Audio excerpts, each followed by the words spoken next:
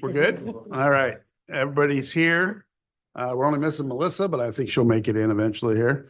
I want to thank everybody for taking their day to come out for our retreat and goal setting. I appreciate it. I appreciate Public Works being able to be here as well. Give us some updates out there. We look forward to that. We need that. And all of you for making the time, and Sadie, and obviously staff for being all here. That said, I will hand it over to John.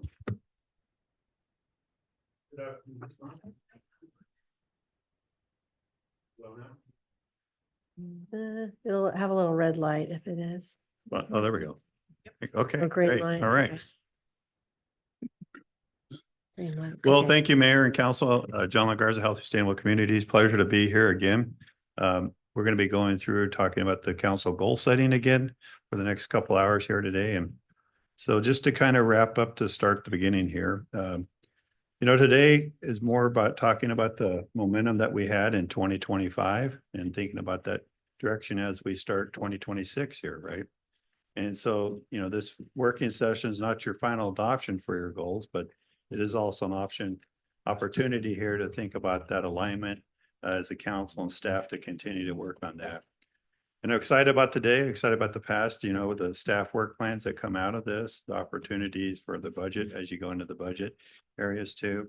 And also to think about, future grant funding strategies for the city here. So those are important goals as we go through the day here too. And really thinking about, so one of your near-term actions and long-range investments here as a city. I think the conversation that this council's had on the past and some of the goals that were looked at for 2025 are going to continue to build on those 5 pillars that we talked about last year. And so really today, I would like the council to really reflect on some of the 2025 goals that we've talked about and think about how we continue to refine those goals and build on the direction here for the city here. And be able to provide staff and, clear directions on those goals as we move forward there. There was 5 goals that we really focused on. Those 5 pillars, we'll continue to break those down and talk about those today. The infrastructure and facilities, economic vitality and tourism, growth management, governance, public safety and preparedness. Those are all important 5 pillars that we have here that we'll be discussing today. So in your packet, you have an agenda there. Has everyone had a chance to go through the agenda here to review today here? All right.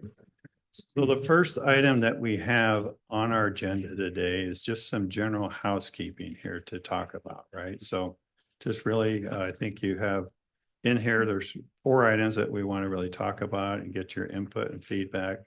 First is council packets and laptops versus paper.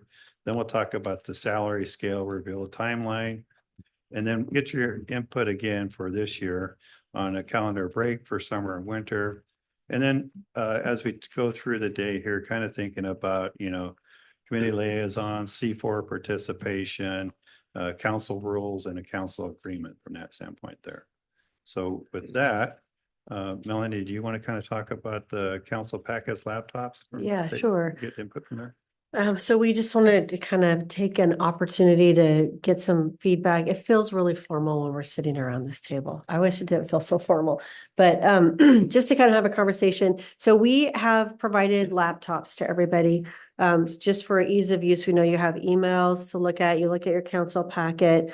But I also know that sometimes these are a struggle it seems like they need updating, and then you have to bring them in. And so we're happy to provide them if you want them, but if you'd rather go back to a paper packet, we're happy to do that too. And if there's a mixture, if some of you want to say, I don't want to go back to paper, I'm keeping my laptop, that's fine. Or if some of you want to say, this is not really functional for me, that's fine too. And we could go either way.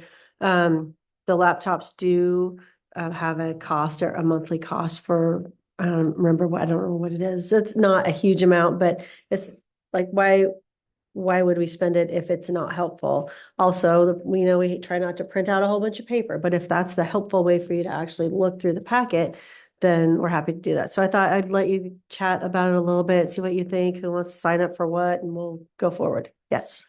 So what I do is, we get the packet electronically and I start looking at it. And sometimes the packet, there's nothing that I'm highlighting or anything like that. Other times, like this time, you saw the list of questions I had. Mhm. And so I'm going through then the paper packet and using the highlighter for where the questions are. And if I had to do that on the laptop, I wouldn't be able to do it. I wouldn't be able to remember to Right, thumb right. through however many pages to here, whatever. So Mhm. So kind of both, you kind of need both then, and it works for you? If it was fifth paper, that's fine, but it's faster for me to go through the computer version Mhm. until I hit something where I'm pulling out the highlighter. Mhm. And then I'm flipping over to the paper and it might be just a section or something like that, like Mhm. the number stuff. Okay, So that's how I use the packets. okay. Yeah. All right, are we is everybody kind of on that same, I mean, I think, like, I I'm a know Gary, laptop you guy. just use your Yeah, laptop. All laptop. electronics. Okay, Yeah, and I'm both, and only because a lot of things on the computer that I get, or when I'm giving, conversation during the meeting, it's easier for me to look at a packet than it is to find it on the computer at that Right, same right. time. So a packet works good for me as well as the computer. I okay, kind of like having both because Uh-huh. I get a lot of stuff on my computer from other agencies right. that helps me out immensely. Sometimes that's a I know. problem when my computer's not working, but overall, it Okay. is handy to have both, so I would prefer that we have both. Okay. I know everybody's going paperless, so, it's We kind of- tried that, but it's like, it so just it's- doesn't yeah. work in this case. I mean, I like to think our council's pretty thorough, and the reason they are so Mhm. thorough is because they have it in both forms. No matter what happens, they can find it, they can address it, we put it in front of the people. Mhm. So I think it has a place here. Okay, so if we're all good with how it's rolling right now, we'll just let it go, but just wanted to kind of talk to everybody. Did you have a question, Jonathan? No, I'll happily give you mine back. I've been locked out since May, so I don't use it. Okay, When I highlighted, I remember stuff better anyway, but on paper, okay, regardless of that, if everybody else is happy, I mean, I'll save you money and give you mine back because okay. we sent it to bid tag and stuff, but I still can't log in, so. Weird, okay. Yeah, is that an option? Just leave it up to the counselor, like. Yes, we can, yeah, I think we can go, yeah, either way, if you're not using it, or, because you can look up the packet by going online and, getting it off the website. If you don't really like the computer, or it's not functional for you, then we could just, that's fine to get rid of it. Do you get your city council emails any other way? I haven't seen it since May. So we can We also. we do get a lot of emails, so. Yeah. We used to always say, don't put your email on your phone either, because your phone could be taken in due to a public records request or something. But now, since we have everything backed up on the server, I think you're fine to use your phone, because it's just, you're looking at something. It's like the old fashioned deadhead computers where you're looking at it, but it's not really on your phone anymore. So we could help with that. I think we talked about scheduling something sometime when Yeah. bid tag was gonna come in and Yep. I Yeah, would or- get it arranged. yep, on my we phone. can- That one time, but outside Mhm. of that, no, I haven't seen it. Okay. Well, I we can get help you that. with that. If anybody needs help with that, getting it onto their phone. But otherwise, yeah, if you're not using your computer, we'll take it back. But if you are, that's totally fine. If you do both, that's fine too. Just kind of wanted to see. Yeah, how it I'm was willing to working. Do you have hand mine a back person- too. Sorry. Do you have a personal computer at home? Mhm. Cause I have it set up, by the gig, set me up to where I get city council emails on my PC. So Well, until she just clarified, what was it, maybe a week ago? But- The last council meeting, I want to say, she clarified that it wouldn't, because of my workload and the clients I have, I don't have anything attached from the city to my personal stuff. Out of respect for their privacy stuff. Till she just clarified that we can distinguish the two now. Mhm. I kept it that way intentionally. Okay. Oh, I was just stating that it's one of 2 points that I'll give the computer back because I have mine. Okay. But I'm normally tech too, but when I'm driving with me working and my husband's driving, so I get to read and being on the phone is a little difficult. So I find that packets are actually pretty helpful in those instances where tech is not available. Okay, so like to print, so go ahead and print one. So Yeah. yeah, just let us know, whoever wants a printed one, we can do that. And then if you're not, if you use a home computer or just use your phone Yeah. or whatever, then that's fine too. When you say printing the packet, are you talking about like if we have a 1,300 page packet, you're gonna print 1,300 pages? We've printed some large ones. If it's that large, we don't typically print the whole thing. Like if there's a bunch of reports in there from a subdivision or something, we'll let you look at those online. But for the most, but there has Just been some, Clarify that before you start printing them up. I know, we have printed what, like 7,000. 300 pages or something. Yeah, so it is. Plenty of trees, brother. They're in the river right now, if you need to look at them. Okay, so that, enough on that. Just keep us posted on what works for you, because we want it to be convenient. And however, so that you can get the information and come prepared and everything. Okay, check that one out. Thank you. So 2 laptops, Matt and Jonathan, you're gonna turn yours in? so- 3, Right, and, yeah. 3. Oh, Turn 4. Mine in too. 4, okay. Because I downloaded the packet off of the city website onto my personal computer. right Okay. there. Oh, okay. Okay, Okay, right, all right, sounds great. all right. That'll clear up a little bit. Okay. You want to Next. touch next on the salary scale renewal timeline? Yes, this is just a quick heads up that we have a salary scale at the city, and that was approved 3 years ago. And it's gonna expire on June 30th. So we'll need to bring back one to have it reapproved going forward. And we'd like to just continue with the same set type of a scale. Just as long as you're okay with that. The one change I think I would like to request again is last time we were kind of in the middle of that whole inflation craziness. And so I had recommended that the COLA be based on, I always forget what it's called, the CPI index in December for the year. And then it would be a minimum of 2% COLA with a max of 4%. And it kind of, it kind of runs in there in general anyway. And then there was concern about the inflation, so council generously bumped that up to 5% cap. I still think a 4% cap is sufficient for a COLA. And if we're running rampant with inflation and the city can manage it, I could bring it back like we did a mid-year adjustment when we were experiencing that raging inflation for our non-managerial staff. And we could do that, but that's kind of my recommendation, unless you have concerns about it or want us to look at other things. We'd probably just bring it back for a reapproval with that change. So you're recommending coming back to a 4 rather than a 5, right? Right, right. Where do we fare compared to other cities, our size? We're right in there. We've done some comparisons. We haven't done the whole study ourselves. We've participated in other city studies, and then we get the data back. And we're in good shape. For the most part, it's pretty comparable. And it's looking at cities that are our size, but also cities that are on like the I-5 corridor. That was part of the group of cities that we were comparing with, because they might be our size, but maybe they're out in the middle of Eastern Oregon and their wages might be different than over kind of in the metro area. So it's looking good. One thing we would like to potentially add would be a longevity type of a bonus. And I don't know, we haven't researched it enough. Cities do a variety of things, because eventually you get to the top of that, the step scale, and whether it could be additional time off or a one-time bonus, or I think some cities do a small, it's not a bonus, but like on each paycheck, you get a little extra after you've hit like 10, 15, 20 years. My wife got a really nice coffee mug after 30 years at the bank, so I mean, Oh, we could maybe, wow. these are pretty nice, I'm just saying. Wow. Yeah. You haven't been, maybe She brought it home, I was like, 30 like, years? That's what they 30 gave? years, really. Sweet. Thanks. Yeah. So and that's kind of how things roll out. In some corporate jobs, they'll get $10,000 bonus at their 10-year anniversary. In other places, 30 years, you get a coffee cup. How many it's- employees do we have in that situation? We have, there's one recently that just will not get a step anymore because they're at the top.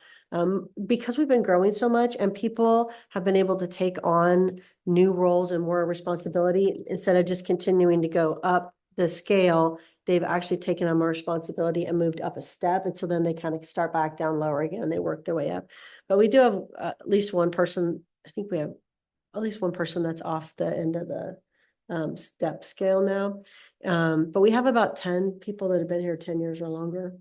So out of the 30, about 30 people. So I just mean, something we're thinking about. I personally would love for you to come back with some options. I think investing in your people and taking pride in them and celebrating those that are loyal and those that are consistent and things like Mhm. that is definitely worth spending a little bit of extra coin on. Okay. Yeah, we'll bring something back if it's something that might be of interest. I just don't have really enough information and I kind of, I hear that in some places there's just, Oh, I was just I don't joking. No, know. I wasn't Uh, saying that that's what we should do here. I was just No. teasing, but no, I think it's a great idea as well. So Okay. it'd be nice to see what some of the other What other cities are cities doing Yeah. that Mhm. are options. Yeah, But yeah, okay. some people may, or an either or option, maybe like a bonus or the extra Overtime. PTO. Mhm. Because some people might find more value in more time off rather than a one-time bonus or something Mhm. like that. So. Okay.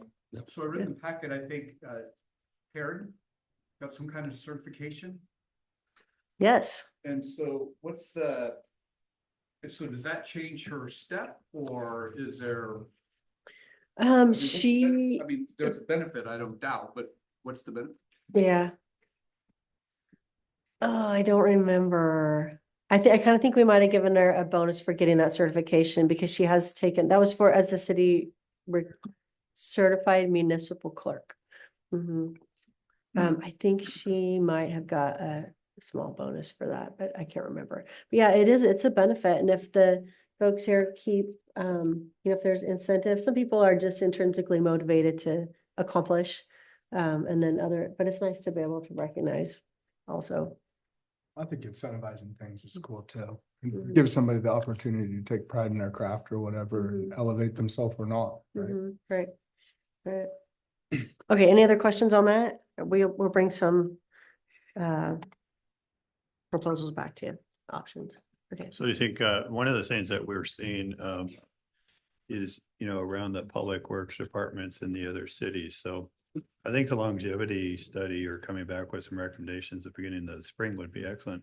A lot of cities are having a hard time keeping their operators in public works department. So I'm not advocating for these guys to come to the city next year, but it's just letting you know that's something that we're seeing other cities running into a challenge because there's a lot of certification you have to go into operating the wastewater and water treatment facilities, right? So that becomes a challenge. I think thinking about how you can provide a 5, 10-year, 15, 20-year longevity, some type of program would be incentive to really think about keeping those people, especially as we're growing here. So from that standpoint there. So do you think maybe staff March, you could come back with that? Yeah, we'll need to definitely, because we'll be using this idea for the budget for budgeting, yes. So we'll want to know what the council is. Yeah. March would be. a good time. March at the latest, yeah.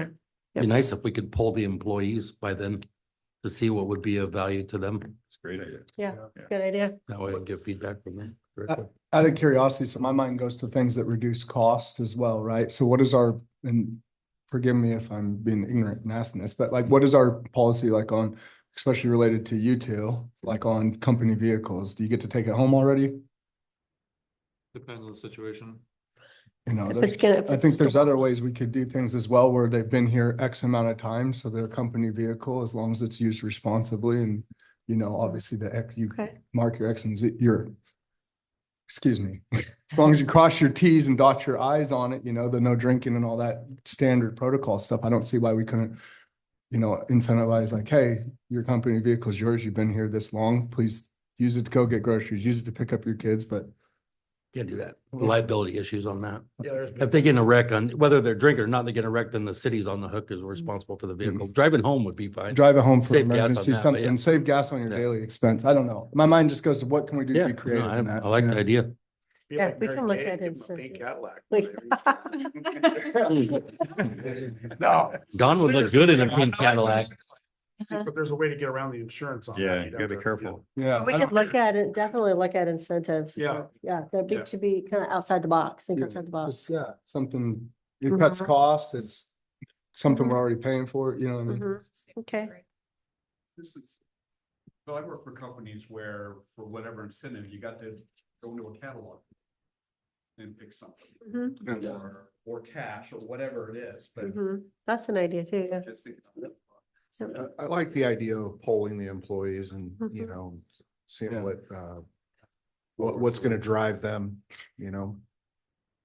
okay. Thanks for the ideas. We appreciate that.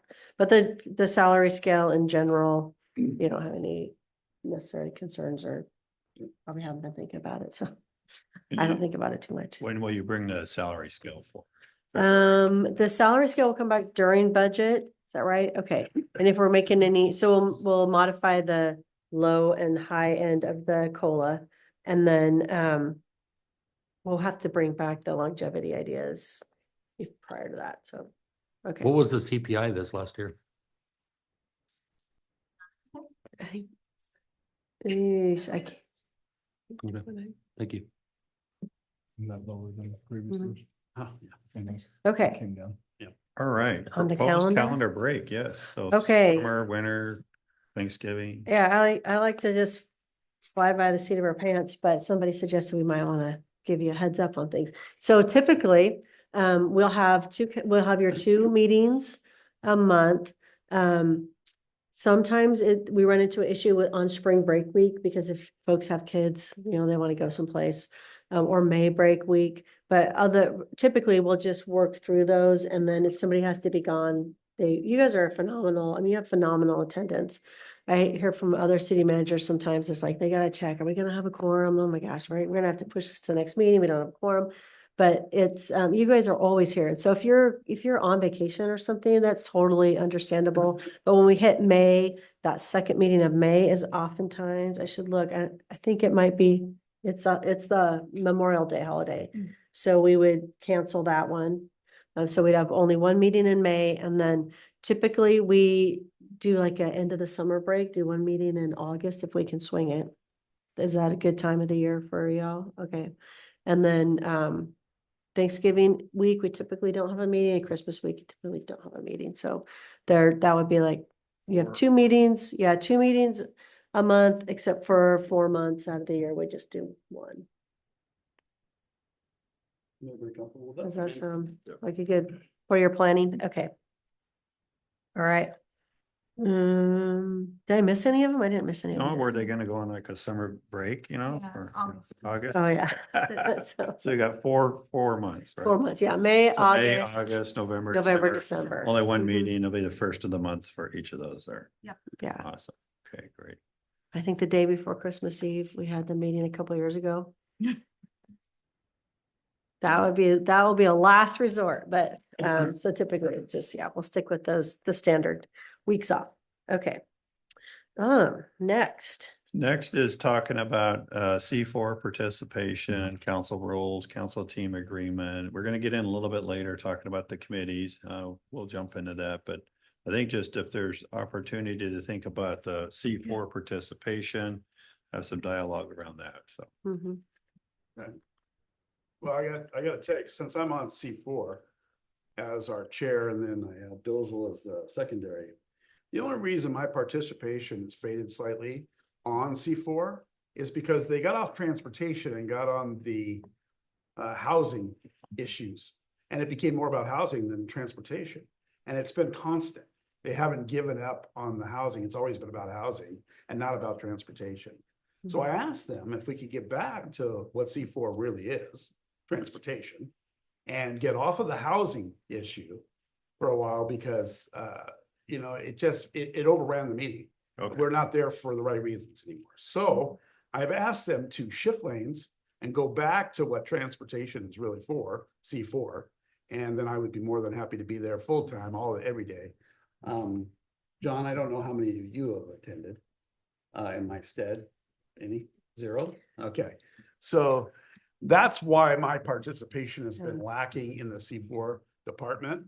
Now, I hope they understand that because you know, I started with C4 way back in the day when it was all about transportation. We never talked about housing. Now it's just the opposite. We don't talk about transportation and it's all about housing. And you know where we live. This is Estacada. So transportation is probably the most important part of things coming up in Estacada at this point. So I want them to shift back to what they are there for.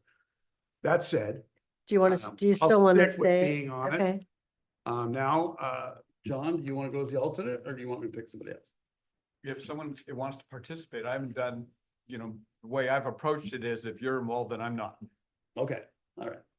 All right, so that means you'll hang with it or you? Yeah, unless someone wants to start attending those things. All right. Melissa, I knew you went to one of their events. And then they have a retreat in the summer that everybody's Yeah, invited all to. invited to. Yes, and so you're more than welcome to come. And it's maybe lofty because it's like, it's the whole region, but you do get to connect with a lot of And people anybody there. can go to the C4 because there's an audience Mhm. level at the front of the meeting that they're more than welcome to have anybody come to that. So if you want to find out what transportation is really all about or where it should be going, Mhm. that's the place to sit. So, well, if Mayor, you'll still be the I'll still be the primary, chair. and then I don't know, do either one of you really want to do it, or do you? Yeah. Or do you guys want to rotate? Maybe someone take a Johnson. month? Yeah, well, all right. All right, do we have consensus that Counselor Hill could be the alternate? Sure, if she'd like to be the alternate and John, you're Second fine with handing it over to her. I'm good with it. Yeah, I'll be the second alternate. Okay. Second alternate, okay. Yeah, and if anybody, like you said, if anybody wants to go and listen in, you're always more than welcome, but Yeah. it's one more meeting, so. All Okay. right. All right, so Counselor Hill, okay. So C4, Mayor. Counselor Hill, okay. Do we need to bring that, do we need to do anything with that? In the consent agenda, okay. Okay. Perfect. Okay, and then council rules. The only thing we're in kind of reviewing that, I don't know if you have reviewed council rules yourself or noticed anything that you want to change.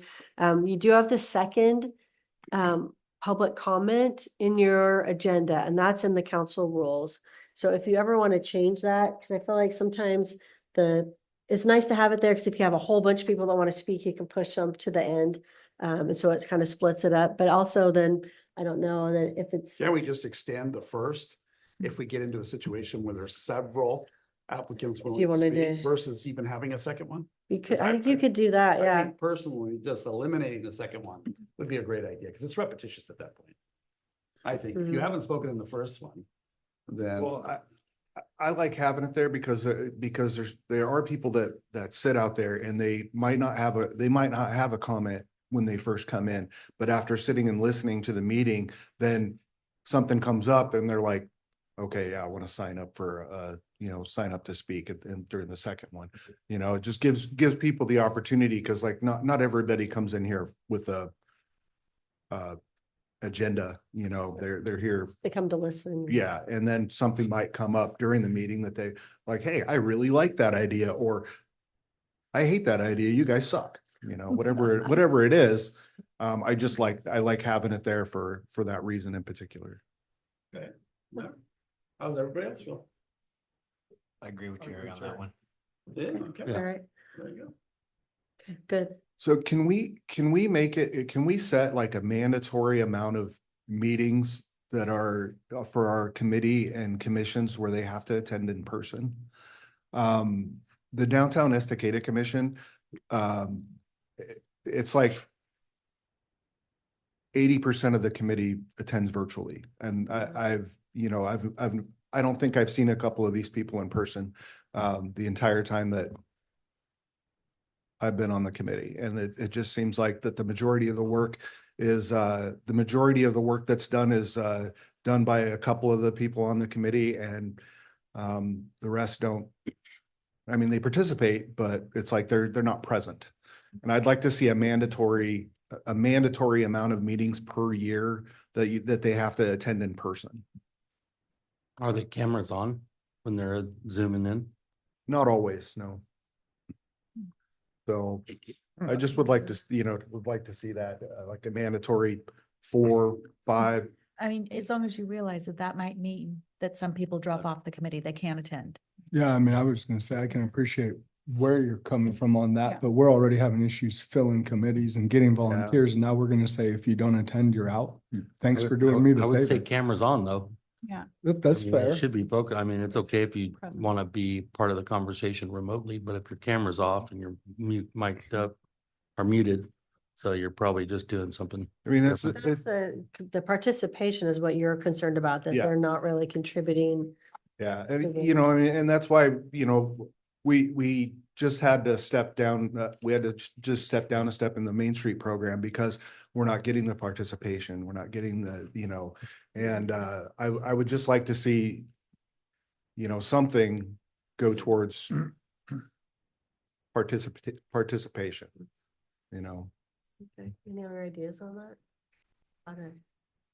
Have you noticed that people with their cameras on as opposed to people with their cameras off are participating more remotely?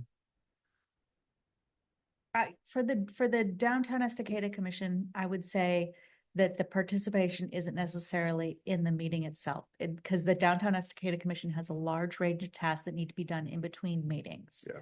And regardless of whether they're on camera or off camera, people aren't necessarily picking up those tasks. And that's not just on them, that's on pretty much every single committee. You'll have 1 or 2 people who are handling most of the work of that committee. Too, this could go a different direction. We're asking them to do this, but at the same time, why don't we ask that as counselors and the mayor, when we're picking these people to come in from a list that's given to us, let's ask them at that time, are you committed to being a part of this? Emphasize it on our part so that they understand the obligation when they sign up for these things. Because we're just letting them go through and saying, okay, I recommend that person's okay, yeah, whatever. But we're not telling them what the job consists of.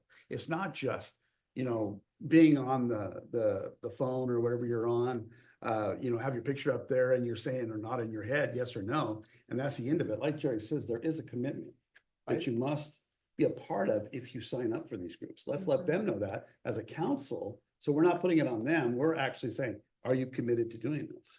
I think at least speaking for arts in downtown, the chairs of those 2 committees do a very good job of lining out when they're selecting these people, when they're interviewing the possible people, they do a very good job.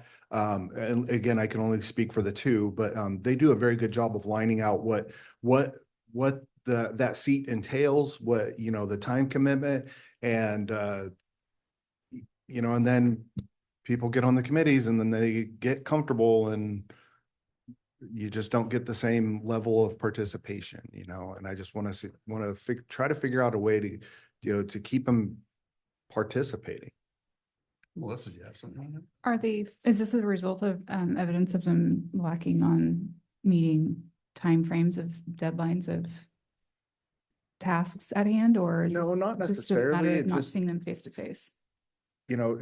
Again, there's a couple of people on the committees that I couldn't pick them out in a crowd, Okay, so, maybe cameras on would be, would definitely work better, but, again, I know it's a lot of it is the workload that 2 or 3 people on each committee are, the effort that 2 or 3 people on each committee are putting out compared to the other members, it just it's a lot of work, especially in the downtown commission. That's a lot of work. They do a lot. And of course, paring it back is one thing, taking an event off their hands or whatever, but that's not what that committee's there for. It's there to serve the community and the downtown area. So, I would hate to see, us take responsibility away from them to make their workload easier when, just more participation would do that, I think can we look at this as how do we create buy-in more than requirements? Yeah. I mean, that's the way I would look at this from a leadership perspective. The challenge here is you're offering people you're not paying, that are busy people that we're desperate need of, that we've quite frankly, begged council meeting after council meeting to come and volunteer their time.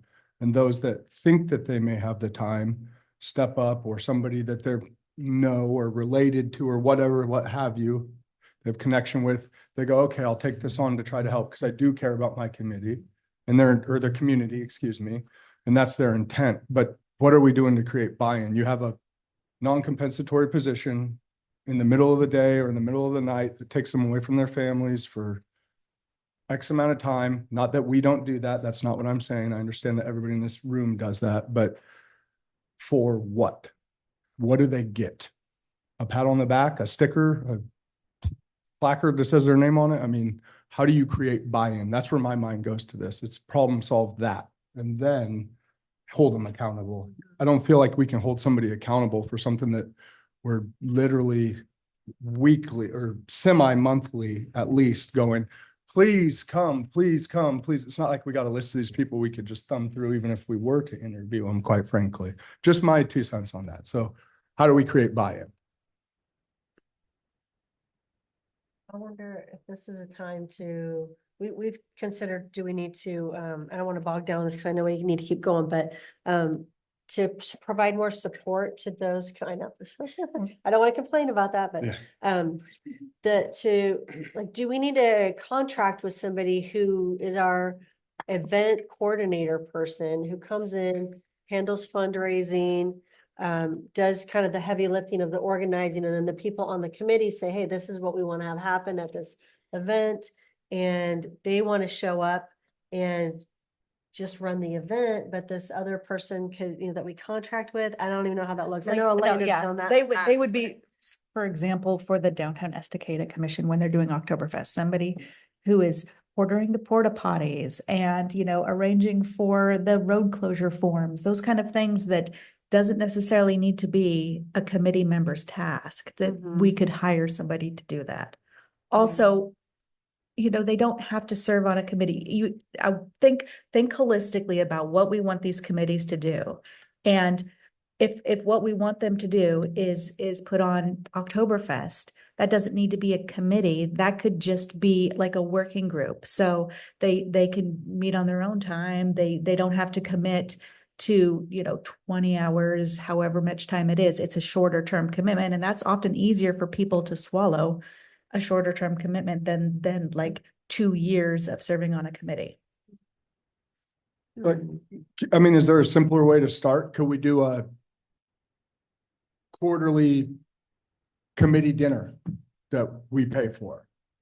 Go somewhere local to support a local business, invite the committees out, come. Anybody who shows Have a up, leadership. yeah. I mean, I know it's small, but that's cheaper than a contractor, I'm sure. Yeah. And I'm just saying, it's something more, right? Something more that, and I know like a steak and some French fries isn't gonna do it for half of the problems that you're saying, but it creates, at least there's intent there to say, hey, we appreciate what you're doing more than, hey, Shirley Fox, thank you for everything you always do every time we see her, which we do, but that also becomes redundant to hear at a certain point, right? Yeah. Okay. So we're talking about how to create buy-in, how to make the committees more effective, how to, maybe it might be a revamp of how that. Combination of everything. Is somebody hearing something different? Yeah.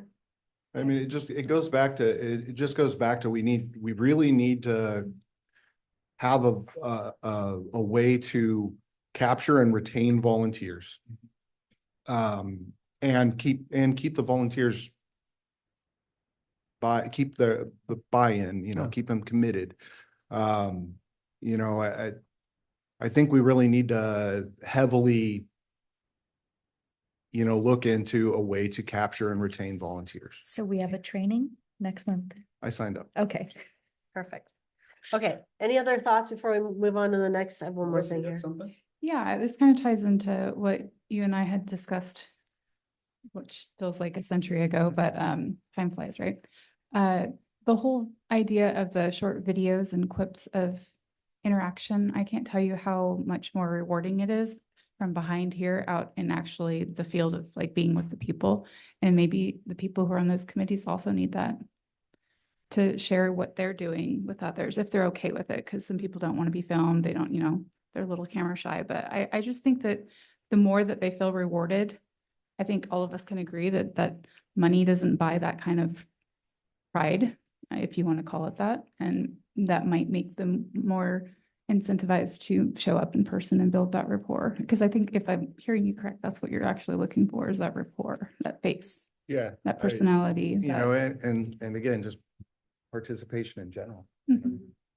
Okay. And Okay, we'll work on that. as the mayor, I just want to put this, and don't take this the wrong way, but this job is a prideful job, no matter what end of it you're on. If you're in it because you love your city. I mean, I've been here a long time, and I don't do this just for the hell of it. I do care about Estacada as a whole, and I think that's what these committees were all about when they were formed, is if you care, be a part of it, and this is how you do it. And give them the, the kudos and the big talks and do all that. But at the same time, I don't think it's in a reward situation. It's like us.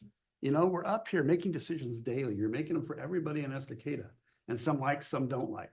But at the same time, not once do you ask for a reward for that. Because you do it because you love the city, right? So that's these committees coming in. That's what we've let them know. This is a rewarding thing. You're a part of the situation. You're a part of the growth of Estacada in the right way. And that should be where we go with this, not rewards on how much you should get, or if you get a dinner, or if you get this, or you get that. I mean, it should be about your pride for your city. And that we're asking for their help. We are. But I think we could do better on that. I think like this last year when we had our thing in the park, and that was our one big event that we came out in the Campanilla Park, and that was it. That was great, and that was wonderful. And we met a few new people in the Campanilla district. But I think something bigger, broader, like Jonathan was talking about, something like a picnic, like we used to do, with everybody invited, all the committees could be there with a table and say, hey, let's talk about what you're doing and where you're at, and get it out to the people, would be better served for everyone. And it would give us another introduce to the council and ask the mayor a question, combine it all into one. Like what we did with What's Up, Estacada? Kind of the same thing. Okay. Yes. So that way we get a chance to open up to everybody without, Well, bringing the reward thing per se. I don't want it to be about that. I want it because you love the city you're in. It should be our focus. so What's Up was when they came and tabled there and the community came and saw what, they were, Yeah. okay, I But thought you were a talking about, like, combination of that. I thought you were that talking about like a mixed thank you with- picnic. Yeah, it would be all of it in one. Okay, So we have one big show. We do it over in Wade Creek, or we do it wherever, but everybody's invited. There's tables set up. You can find out what each committee and group is about, okay. how you can commit some time if you have it to these groups and committees, and give a chance to put a face to the person like you're talking about.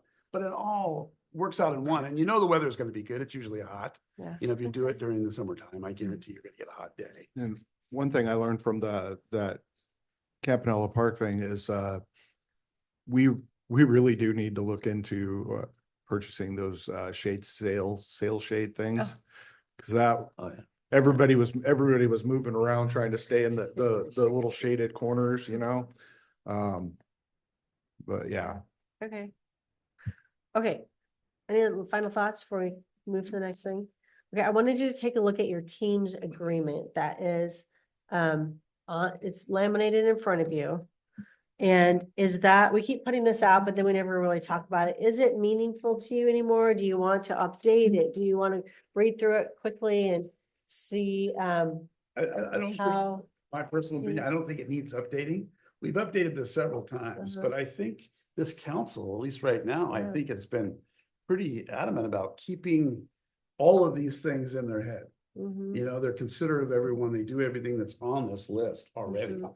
I mean, we don't even have to refer to it. That's I what know they you guys do. don't, nobody has to say, hey, team's agreement number 7. Yeah. No, No. it doesn't really. So right now, I'm comfortable with the way it is. Okay. I don't know how it's going.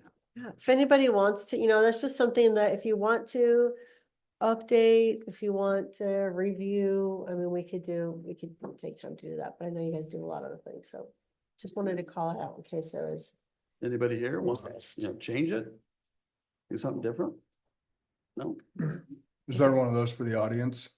That's a good point. I think there's a way to maintain order and respect. We have some people, like, you can be upset, but if we were to fly off the handle and start calling people by their names or Mhm. doing things like that, and they were in a position in a leadership role, how about that?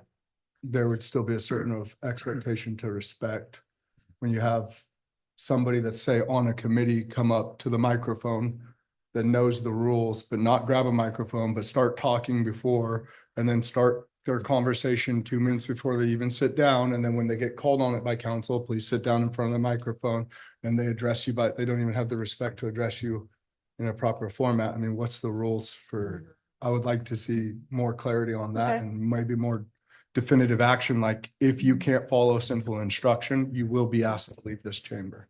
We do have the, is that what you're heading for, Sadie? That you can pass around. There are rules back there that, we set out, but maybe we need to just pull out a highlight of them and make a poster or something that reminds people, hey, this is how we interact in this environment. And we could do something. I mean, now it's kind of up to the mayor to keep the peace with things, but Is it printed on the request sheet?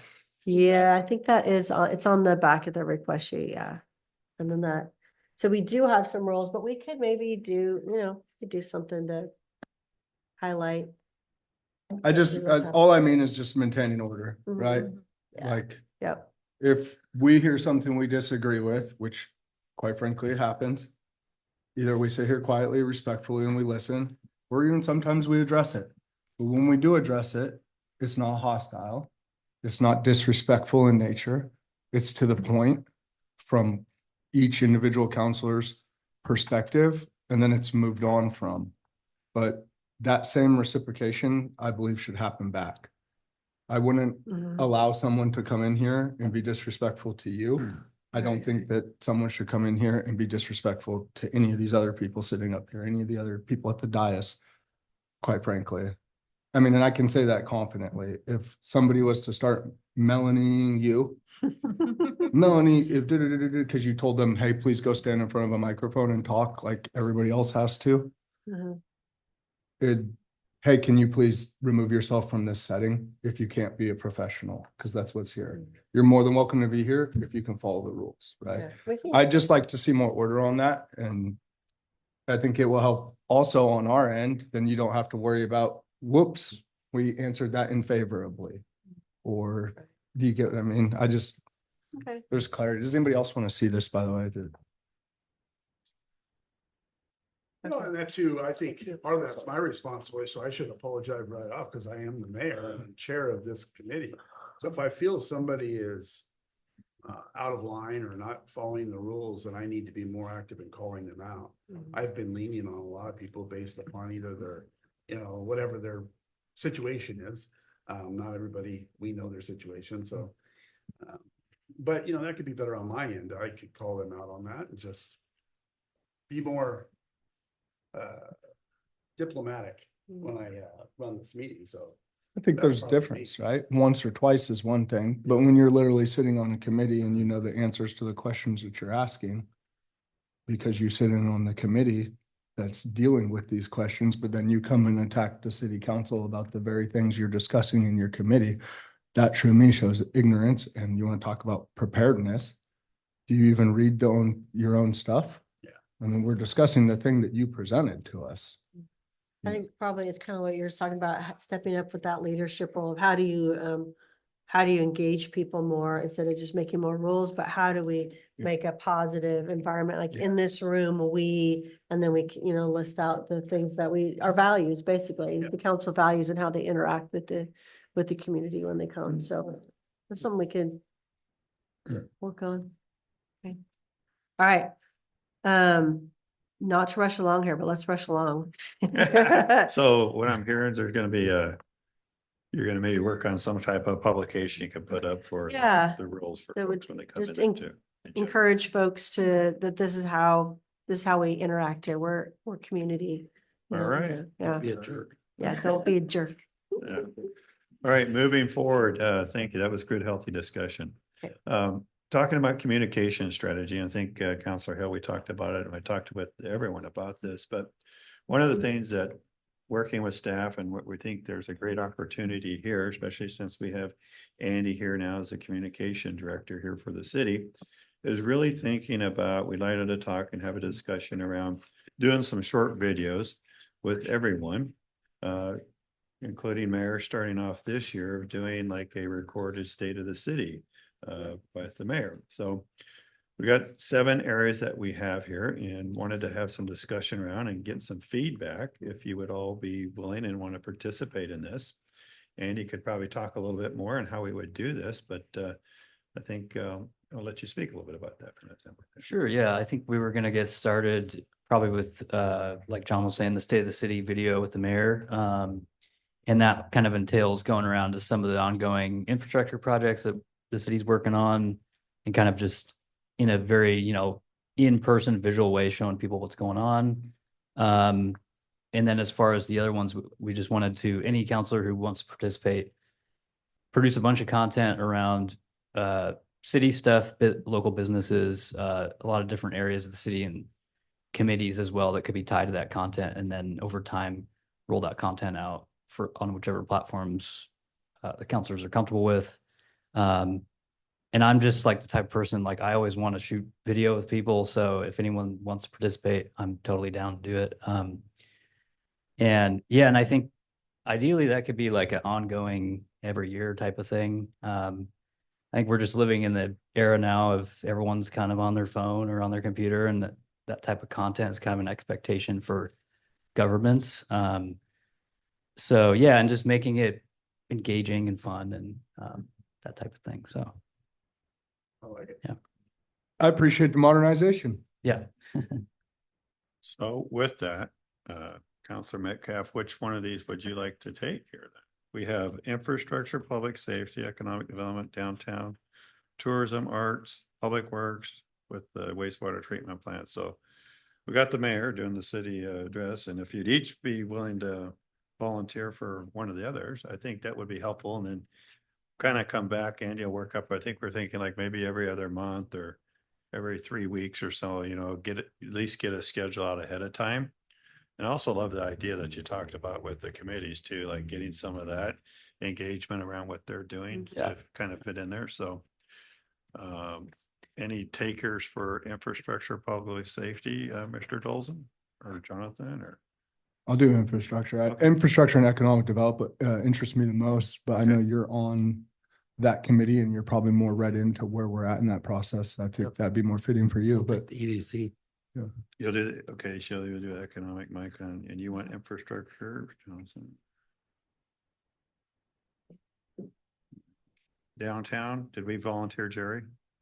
Yep. Jerry said he'd take 2. Yeah. Jerry. You got parks in there too? Yeah, we got Jerry on, we'll sign him up for the rest of them.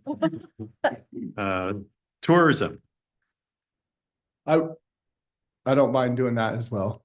That kind of to me could go hand in hand with You can team up infrastructure. too, like. good if there's team up, somebody yeah, we're else who happy wants to put, we could put Jerry on all of them with everyone. They'll get one and then. And you could do like, you're. How many you are could be- Yeah, come out. There's 6, so there's Oh, okay. Well, I'll just do my one. infrastructure. So Jerry, we got you signed up for 6 videos here.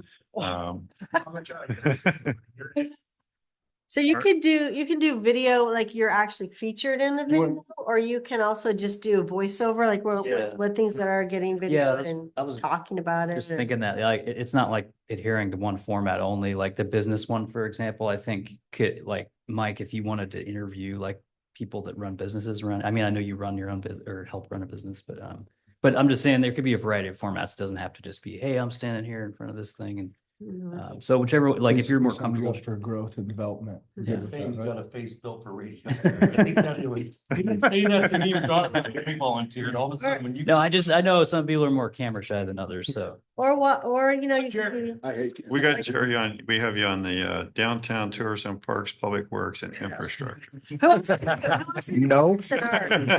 Who wants to do Parks and Art? Melissa, you want to do one? What do you want to do? Did I hear you say something about arts? Parks- Leslie, sounds like Parks and Rec in the millet. And arts, Yes. okay. Arts, okay. How about public works, wastewater treatment? Matt, Okay. John?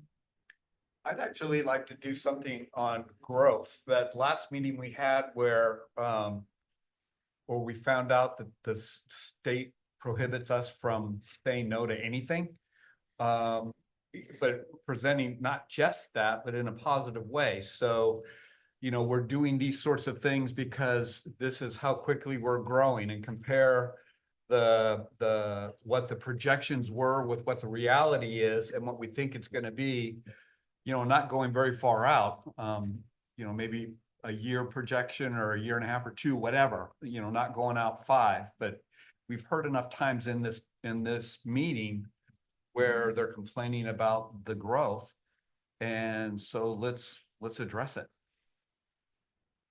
I know that Alan is doing the Civics Academy tomorrow, and he's going over the land use laws to kind of explain why we can't say no Yeah. according to the state land use. And he said he was comfortable with Andy filming that. So Thursday.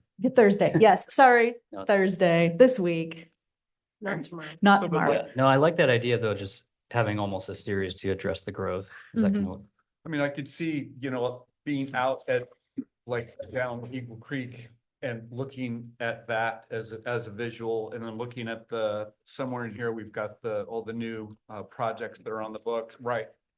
And kind of combining different, whatever you call it, media or whatever. Yeah. And then just some hard facts.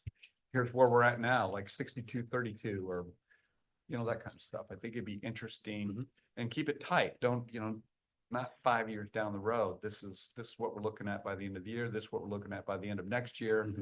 But it explains why we're doing the water plant, and maybe a graphic on, we saw where we were at, and in terms of maximum use, and why we had, not getting into the weeds, Right, yeah. top lining things, but you could unload a lot of information. No, I like that. Yeah, and I've done a lot of animated like explainer type videos in the past that could really do that visually with animation. Is that kind of what you're saying? Well, Infographics? combo, I mean, everything. Yeah, like live Right. in-person stuff with Yeah, that. and it can be in segments, you don't have to do the whole enchilada in 15 minutes or something like that. You can do 3 minutes or whatever. Yeah, So I know it's, maybe you can reach out to each one of them and schedule a time when we kind of get to that Mhm. next one, and you guys can storyboard it out. Yeah, I was gonna say for the mayor's thing, I already have a quick kind of just overview or like a little scoping of what that entails, but I'll get that fleshed out in more of like a script kind of thing. Cool. So yeah, but that'll be the first one, and then after that, yeah, we can Can start we reaching out to move people. on? Okay. Would you tie council vision into that? A lot of the time, people don't know what we're working towards, right? Sometimes people think we're just sitting up here making decisions rashly.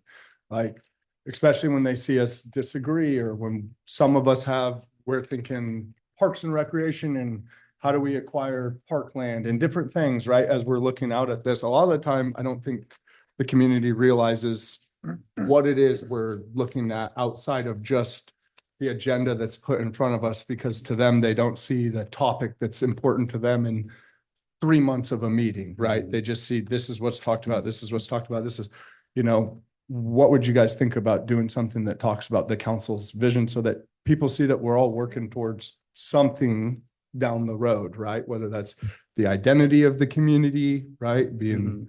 Are the you thinking gateway like- of the wilderness, or, Yeah. that's Are you thinking another almost vibe. like a yearly council goal setting? Like, here's what we're doing this year Could be. as a council. Yeah, and so like I work in media as well, as you know, but so my question for you on your video idea is your workload, right? When we get into Mhm. video editing and stuff like that, it can become significantly time consuming. Is this something that, you have I think we can, I mean, the way we're talking about doing it, kind of a staggered approach of every Okay. couple months, we'll do a couple videos. I think that'll work, I think. Yeah, I would just say like if we need to come back if you need more. Yeah, okay. You know what I mean? Yeah. Don't bury yourself on Yeah. that. I know how video gets. That's my only comments on that. I just So what did I get volunteered for?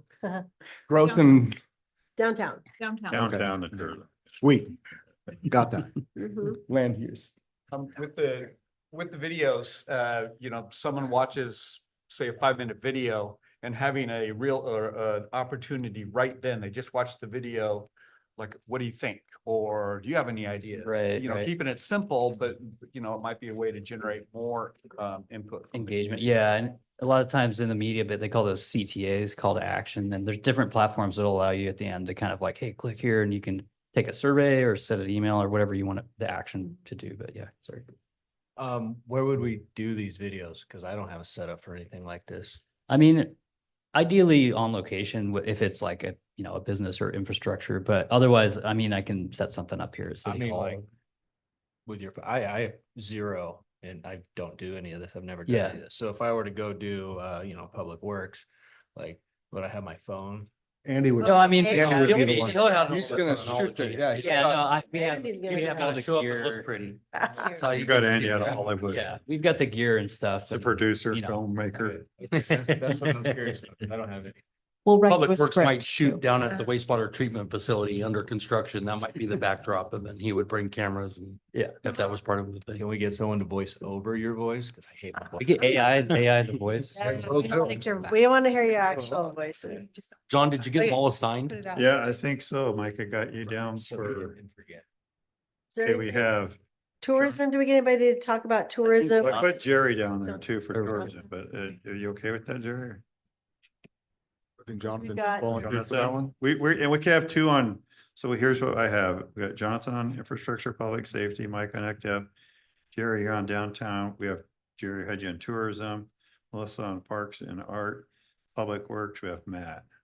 And then Dolzen, you came up with that, talking about growth. And so it's just tourism. If Jonathan, if you guys want to team up on tourism or, Yeah, just, Okay. I'm happy to help on. okay, perfect. There we go. We got everyone. Awesome.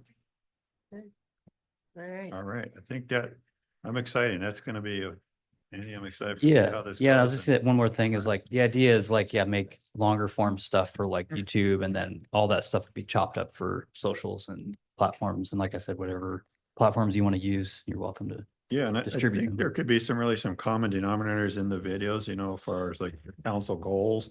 But also just recruitment for volunteers and open committees, like we could probably have some similar closing taglines as we push these videos out, just to bring awareness to help recruitment from that standpoint there. So as a goal there. What's our reach on those videos right now, like with our different platforms? I mean, followers and- yeah, just between the city's platforms, we're kind of around the 10,000 follower mark. So Yeah. something like that. I want to think about doing like maybe QR codes to those videos for like mailings and stuff that we do, maybe a bill or something. You can have a slip in with a QR code that just loads the video for, hey, you want to find out what's going on with this and boom. Right. We can do signs around town too. So like if one of them's on the Public Works wastewater plant, we could set up a little QR code down there. So. with a We little could just put pointer. the QRs on the locked building signs around the state. Get them all there.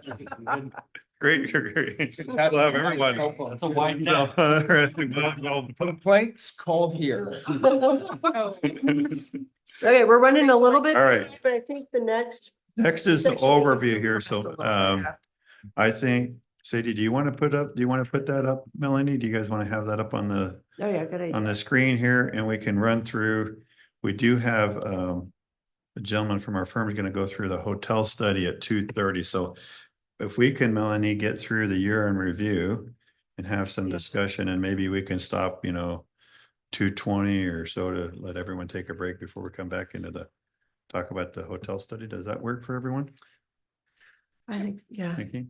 Since being that we do have just 2 restrooms, feel free to take a Use break whatever. whenever you need to, because if we always say, hey, restroom break, then we have to line up. So.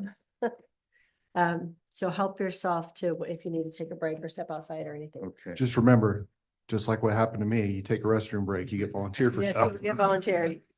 Okay, let's just kind of, I don't remember what your next slide is. Well, I was gonna go through on slides on page 6 where we started just talking about the review, the year in review of 2025. Do you want to walk through that with everyone? Or we can just jump into the next slide too. Let's just, I feel like I've kind of reviewed y'all to death every time with my You're all pretty updates, okay. every meeting. So why don't we just Stop it here. Perfect. yeah, let's just jump in Let's jump because in I here. think a lot of the things we've been doing, there's there's lists and lists of stuff in the packet that you got for this goal setting meeting, kind of just documenting all the things that have been going on in each of the departments. So we don't forget, because I tend to forget. It's like we did that, we moved on, we're going forward. So that kind of just makes a history for that. But also, there's just been everything that's been so visual with, maybe it's just visual to me, I don't know, but I feel like the growth is happening, the wastewater treatment plant is happening. We're talking about the water plant upgrade. We're talking about a traffic circle. We're working on all like the things that, the foundation that we need for what's happening in our town. And then I feel like we just kind of hash it over and over. So if we want to just keep on. Okay, going, let's get going here. Awesome. Okay, I like that. Everyone else says so. Really, I think we did a fantastic job here. Everyone last year, we had the 2025, you have your packet here that we went through. That really laid out the strategic framework here. As you can see, we've talking about on the agenda today. So really, again, I'm going to stress, thinking about those 5 pillars that we have. The infrastructure, talking about the long range for that, economic development. Around that, we'll touch on that, balanced growth and the joint policy coordination, governance, public safety. Those are all the 5 things that we're going to continue to talk about. Next slide there.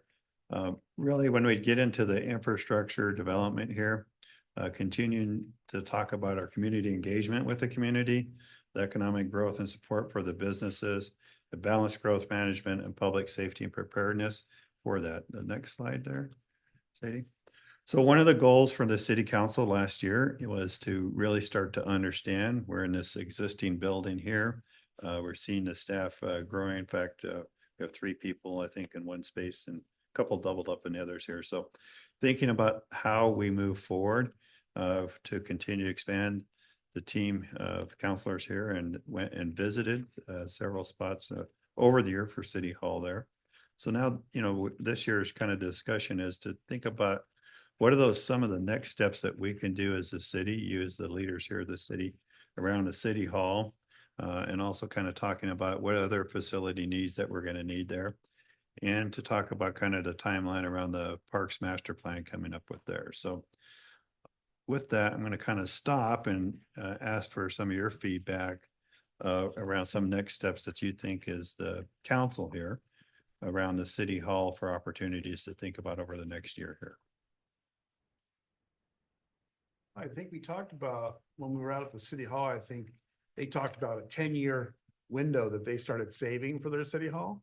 I think if we're going to build a City Hall and think about getting into a new one, we ought to consider the fact that we have to start now saving up for something like that. That's not going to be cheap adventure.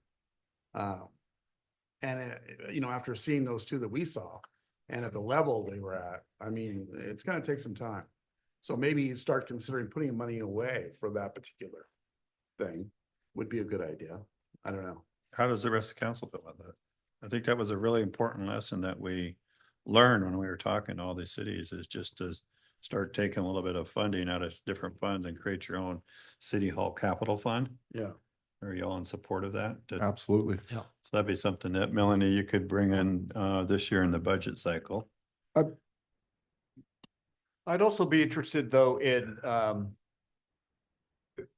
like some kind of inventory of potential suitable sites to put the facility, because I don't want to be stuck with what's left or what's available, versus, maybe there's some, and I don't know what that looks like, but maybe there's an ideal location, or maybe there's preferred locations.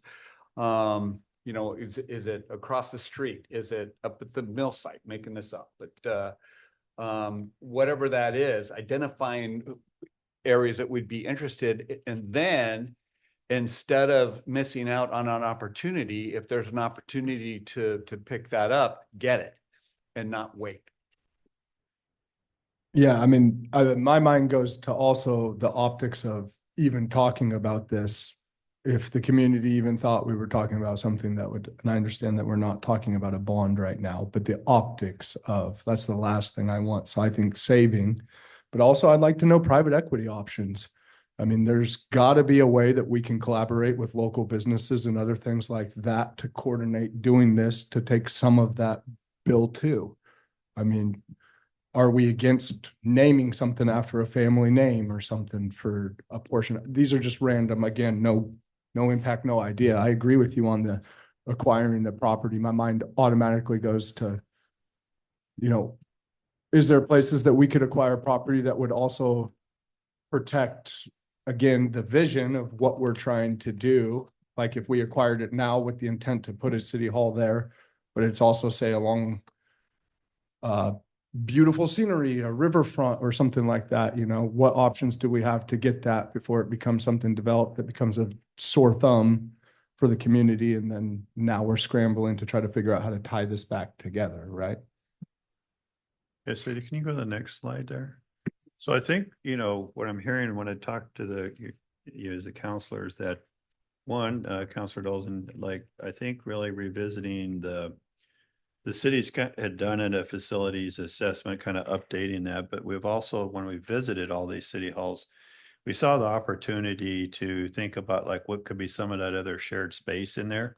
So I think maybe there's two things that the city staff could think about doing this year. One is understanding what that new component would be by maybe having 2 open houses to get out to the community and have them provide some input back. It was interesting at the different stops we had some that had community centers, space that was shared space in there. So like understanding some of those elements that could be important as you look in the future of what the new programming size would be for the city hall. I think that'd be important to host 2 open houses to have the community provide input to that. But then also to think about, where you could maybe fit this, a couple of test fit sites to see kind of to your point, when you talked about Councilor Dolson, to think about that. And I think also like, we have the opportunity to really think about, is there opportunity to think about retail space in there that we could be helping, or interpretive space? We've talked about that. So like, those are opportunities, I think, to really think about from the city side there, from some of that. So how's that feel to the council from this? I don't think this touches exactly on what you were talking about. It just came to mind. One of the things that I noticed when we were doing the tours was how the facade of the building looked in the community and how people were irritated by that. And I think it's important that we have, if we go down this route, to have the facade of the building at least be part of our identity, right? So it's not some steel building on the river. That makes sense. On your shared space portion, I think we've already talked about at some point law enforcement and stuff, Yeah. right? So my mind automatically Yeah, no, I goes to, think we those saw are some of the cop. Great times to, when you're engaging the community over the next year, to weigh in and think about how that space would look or shape, because I think what we saw in Silverton was, they went forward with their building, and then they had the issue with the double entrance, and it cost a lot of money to fix the double entrance. So I think understanding how the community feels and start to understand some of those program elements of, we saw in Carlton where they have a shared community room, right? And we saw that in Mama too, where Silverton, they had the big council chambers, but it really wasn't shared outward facing with the public, right? So I think those are important opportunities to get out in front with the community to think about, hey, we're going to set up a fund in the budget, but also to think about the opportunity, like what is it you as a community want in your new city facility? And we know public safety is an opportunity to hear from them for that too. I didn't notice anything bringing the community to the actual hall. I mean, they had the community room they could rent out, but having a interpretive center or having a coffee shop or something that would bring the community to the city hall, I think would be important. I think so too. That's I actually was along the same lines. I was thinking like a gift shop or some kind of memorabilia, or like some memento of the town for people that come through for education and information. And then that would also stem into when we have blackouts and no electricity, that's where we can put a bulletin board for people to have and privy information. I'd say building with like a 50-year plan for the structure. Yeah. Because this thing's been here how long? It wasn't built originally for forecasting for the growth. So having some spaces that are maybe initially community spaces, but also allow for expansion as the city grows, that those can transform into, it's very flexible spaces that growth can happen within the building. You may lose some of the features that are offered at City Hall, but that makes room for the one of the city halls we went to that had the law enforcement in it. They said the moment that they moved in, it was too small. And that would be more frustrating for me as a member of the community, is like we've spent this big chunk of money and we're already talking about how it's inadequate and that we're going to need to build another one in 10 years and at $1,000 a square foot, what public buildings are typically built for, that, I mean, bite the bullet now, it's never going to be cheaper than it is now. So just overbuilding with like a 50-year plan for the size of it, not a 10-year plan for the size of the structure, as expensive as it's going to be. So, in the context of getting people to stop by this public building and this being a gateway to the forest and the wilderness, something that we can either lease to like the Forest Service or rangers or something like that, but a place where people could come and get information or resources or whatever to find out more about rafting or hunting or whatever it is. But shared space where there's that kind of thing as well, where people are actually going to be pulling in to get that kind of information, get their license. I mean, where you could get your fishing license or whatever it is, something like that. The ability to pay every one of your utilities in one location for people that might have a struggle with communicate or commuting to those places, like being able to pay your PGE bill, your Reliance Connect bill, your Xfinity bill, all those things, having a kiosk from some of those providers that gives the community the ability to, like, if they were to come in, they could take care of paying all their bills in one place, right there would be, I think that'd be a neat way to attract people in, because everyone's got to pay their bill every month. And if you make it convenient for them to do them all in one place, then I think that'd be huge. Aero, sanitary, you know, all the service providers from the community having the ability to pay their bills at the city hall, I think would be a benefit. I agree. I think the modularity idea is like very well thought out. I think the 50-year plan thing, you could even do something where you incentivize like seminars, to your point. The Forest Service comes in and gives a presentation on safety or first aid or something, wilderness survival, whatever, in that room initially. But then that room could be, to your point, as we grow and staff needs increase, it could be turned more into an office. So the modularity there. But if you do informational stuff, sometimes people, especially if you're trying to capitalize on tourist dollars and things like that, you could give them a reason to stop by City Hall. You know, falconeers and different things like that are out here. Christmas information on the Christmas tree harvest, you know, leaning into some of the surrounding things that already draw people's attention. And I think we talked about it with the interpretive center in the front end. It would declare our identity because that interpretive center would give you an idea where this all originated. And also getting with the county and the state for doing open houses on a workable, usable city hall that not only uses natural items to be built from, such as our CLT and glulam, but how it is efficient and works in all its different areas. So using us as almost a training center. Back in the day, when the county was doing a lot of training, I used to train down in Newport for most of the things that mayors have to know. They used to have to take classes. And I thought it was so great because you could go down there and see how great Newport City Hall was. But at the same time, you learned, you know, a lot of these things. I think this Estacada could be one of those all over again for the state and the county. People could come here and see what a city hall that works looks like. And it would be like a training facility, right? You know, that was my hope in the end. And how sustainable type things like we talk CLT and glulam could actually be used in your city hall plans and your other buildings for a workable system.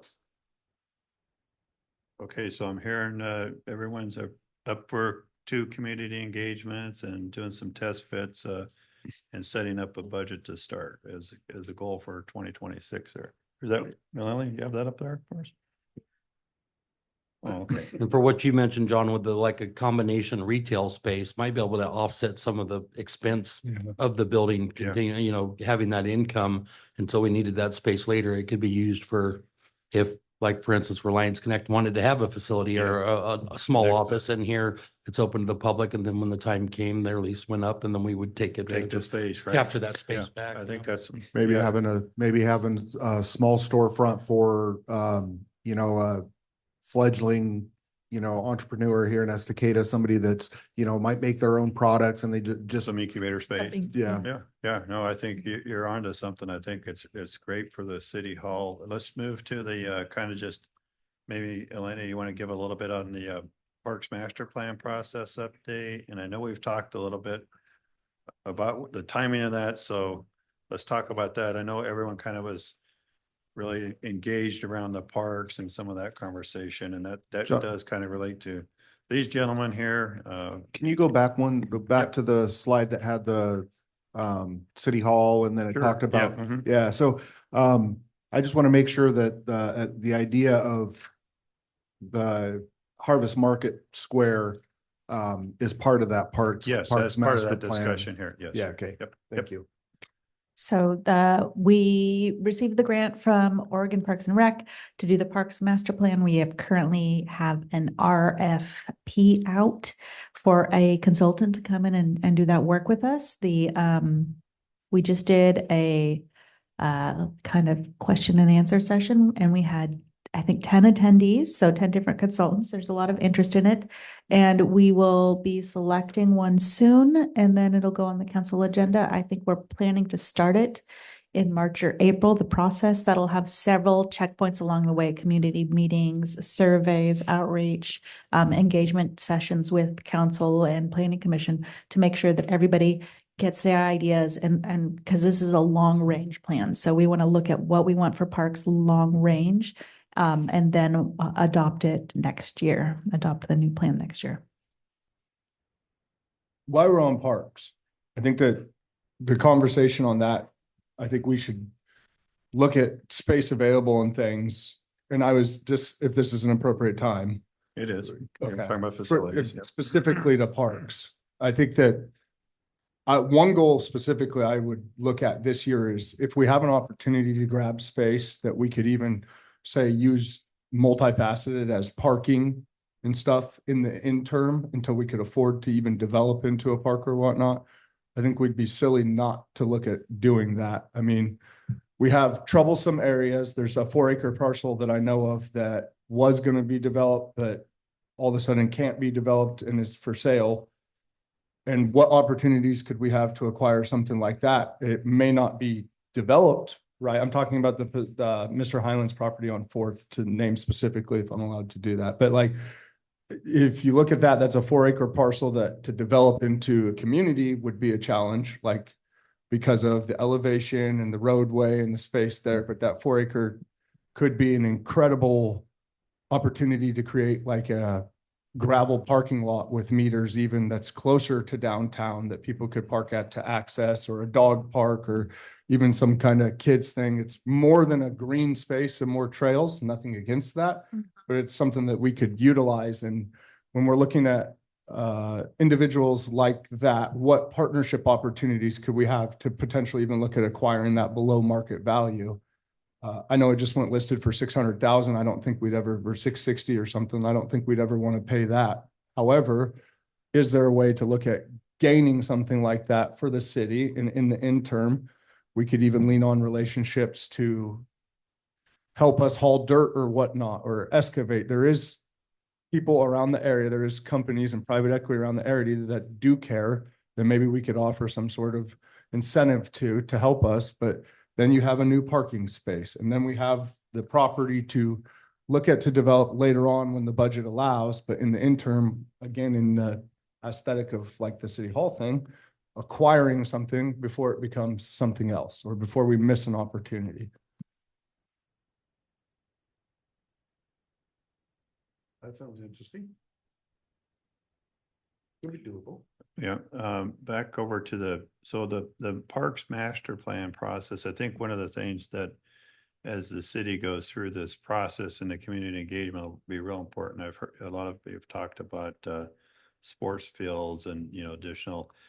That's going to be important that we hear that, right, as it comes out through the Parks Master Plan. And then from that, really what'll be is kind of identifying like, what are those facilities are, right? And what's the acreage and the need from that, right? So the Parks Master Plan should kind of help shape that this year. I think during that, when that's completed or during that process time would probably be then to be thinking about like, where would those future potential sites be, right? So I think like we're going to find out, imagine that we're going to need parkland space, right? And then the next would be, well, where would that be? And then how are we going to pay for that, right? So I think like, maybe Elena, as it goes through with the park master plan consultant to make sure that there's maybe a couple of check-ins as that's going through during the stage here this year as a goal, because it'll probably take a year probably to do the study, I would imagine, Yeah. for that. So I think everyone knows there's probably an opportunity for future parks. It's just where and how, so from that standpoint there. So Yeah, we want to make sure that land we purchase fits the needs going forward. So if the need that the community is a ball field, maybe that lot wouldn't be a good fit for that because of the slope and the rockiness or whatever. Don't know about that piece of property. I'm just saying, we want to make sure that whatever land we purchase is purchased with the goals that we have collectively decided are important to the community. And also part of the Parks Master Plan update is looking at our SDC. So it helps us determine, are we collecting enough system development charges to purchase the land and build the things that we want to build? does that help? I mean, I understand that. And I don't think just park field. I think there's smaller things you could do there too. Like, to be clear, pickleball court is significantly smaller than a baseball field. And it's something the community has stressed. And I do appreciate what you're saying, but I feel like in the last 3 years that I've been here, every year we revisit or we talk about parks, we're short on park space. Let's increase park SDC. Where we have people coming in asking us to move around their space so that they can donate a green space as park space or whatever, and build on the more usable stuff that would be a playground. So I think like the identifying the need portion of it, we already know we're short on park space. It's been addressed multiple times in conversation, I feel like. Not negating what you're saying to address it in a study or anything like that. I don't think we should wait and act surprised. Like, oh, we did need park space, when everybody sitting behind the dais is aware that we're short on it, to include staff. It's one of our biggest complaints. How can we be creative in our approach to can we do two things at once? Is that realistic? Absolutely. I think, as the, consultant teams moving forward, we could look at studying areas where it could potentially be and what the cost would be to be able to program that, because we're going to need to understand that from a staffing standpoint. So like the city could run a parallel path of, as the Parks Master Plan's being updated, to be looking at like, okay, we're hearing from the community, we're going to need X acreage, right? Where would that be? And start looking at that. And then how would we staff that? How would we pay for that? So we could run a parallel path of absolutely letting the planning team be looking and doing that. But then as we're hearing that, we could start looking at opportunities where those spaces could be from that standpoint. Yeah, we could set Position us better. I think we could set without looking at exactly what the usage is, set parameters for what we would consider appropriate park space, because there's certainly some places that are not going to be appropriate park space based on, I don't know, wetlands or slope or, the type of soil or terrain. So we could set a list of appropriate parameters for park space and be looking within that scope without having necessarily to identify, we need 6 baseball fields. Correct. What I mean is just, can we position ourselves to be more than reactive? Can we be proactive, right? Not, oh, we got this information now a year later and we can execute. Whereas if we're running them side by side, it's, oh, we've identified this issue. Now we're ready to move because we have this in place. That's simply more what I mean. We don't necessarily, I agree with you on the specifics and parameters. I'm with you. And that's just a random thing. Yeah. Just to be clear, it just comes to my mind because it's right there. But what opportunities do we have, back to Councilman Dolzas, to do this? And if we can run 2 at 1, that'd be great. So I just wanted to avoid being linear, let's wait for this report and then we can do this. I think the growth is so rapid that I agree with Councilor Metcalf that we already know there's a need, and we already know how many, hundreds of homes are coming and that they're going to need a place to play. So what's the inventory of possible land that's suitable? And is there a mechanism to go get it? And then I don't know how this works, but then down the road using SDCs or whatever to pay off whatever loan or whatever, but not waiting and not reacting after the fact when costs go up and that sort of thing. So, I concur with Councillor Metcalf on, of course, doing the plan, the master plan and that kind of stuff, but don't limit ourselves to waiting for what that says. We've got a good idea, and that's our job, I think, is to act on those ideas. So we did bring to you and updated the code regarding the donation of parkland, and we had suggestions at that time that were not, didn't go through. And if that's something you guys want us to bring back, because it did include like mandatory donations of land. So if that's something that you're interested in, it can come back before you. I'd like to see like the undevelopable land around Estacada that is owned, like this section of land over here isn't developable, but that doesn't mean that it's not buildable. The hillside that Bill Highlands owns over Yeah. here, that section of land that he chose not to build on this time. It doesn't, just because it might not be developable doesn't mean it's not buildable. Like something can be built on that. So I'd like to see something with the undevelopable land, because like I said, I mean the where the Veterans Memorial is now, that hillside is not developable, but stuff can be done with that hillside. I mean, for instance, they put the Veterans Memorial there, and they're, I've talked in years past about making a switchback trail going up that, but I know that's a big ask, but I mean, undevelopable doesn't mean unbuildable. It just means they can't put 60 houses on that land.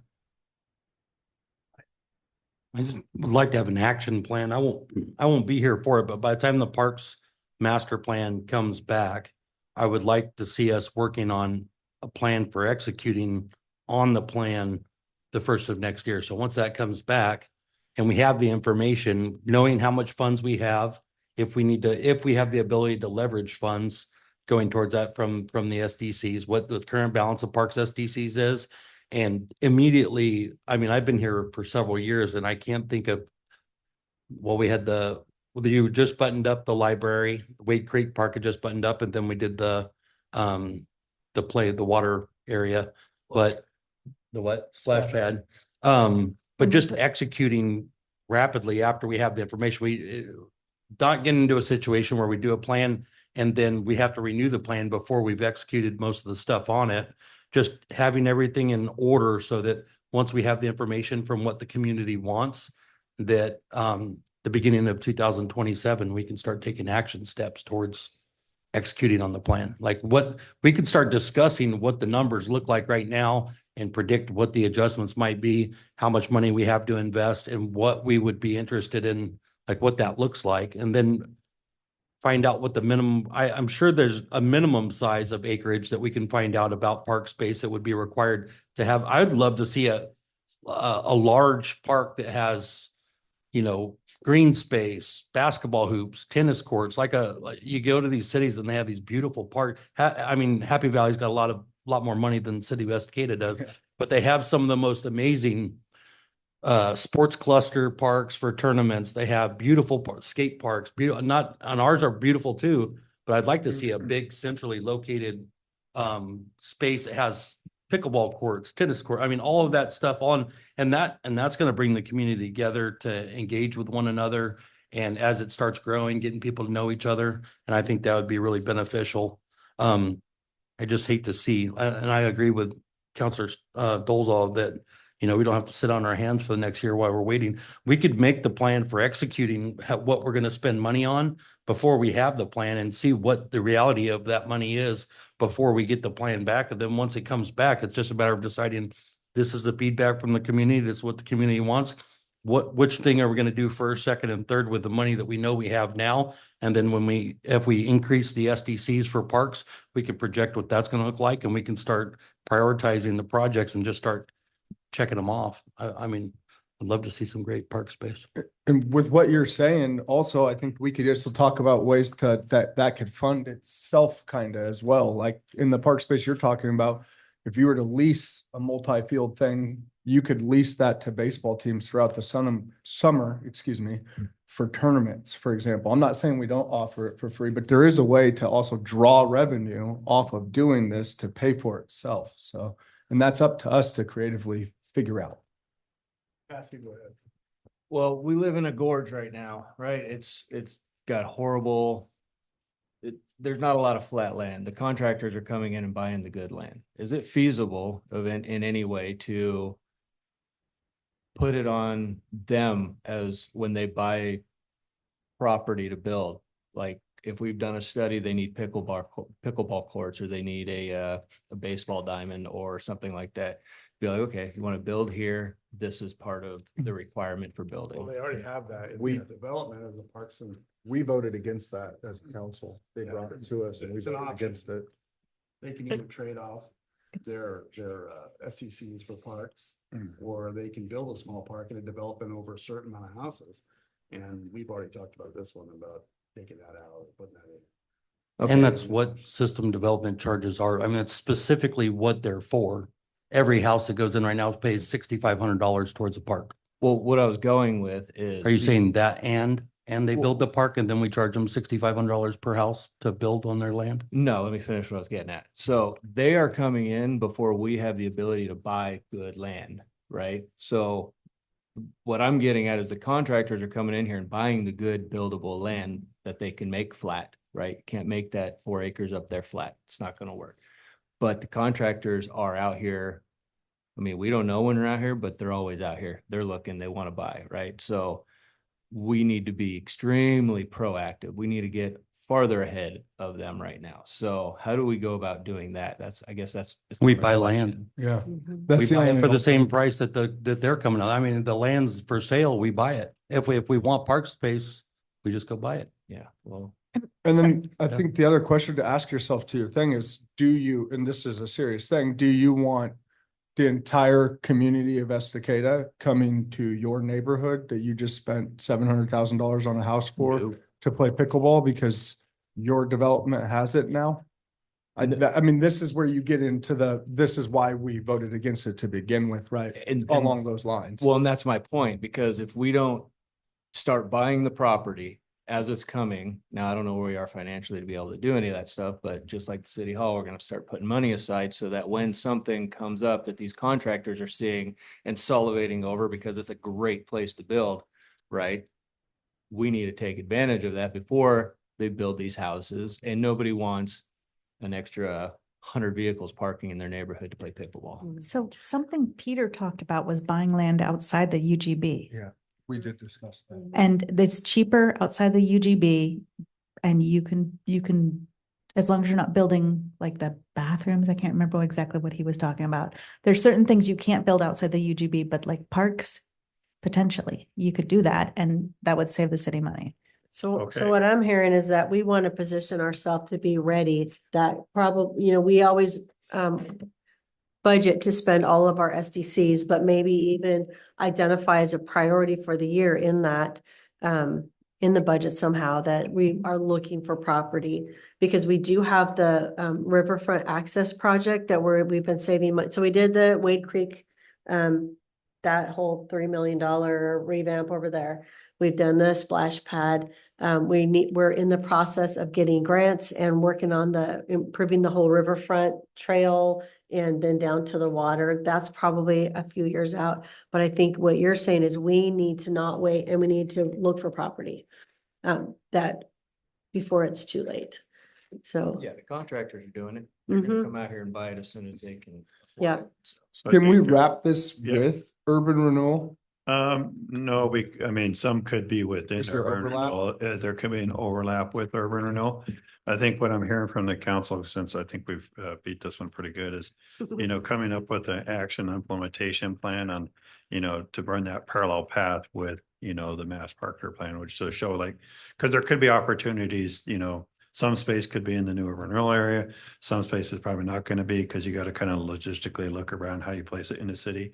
And then how do you, level service quality and funding? I think that would be helpful to have that to come back to the council this year. And then, it could be outside of the city limits. And it could also be exploring, maybe it's a parks district. I don't know, but like, I think vetting those out and being able to have that discussion at the end of the year would be helpful to think about now, okay, this is how we're going to go forward and either acquire land, program them and set them up from that standpoint. So there could be different ways through.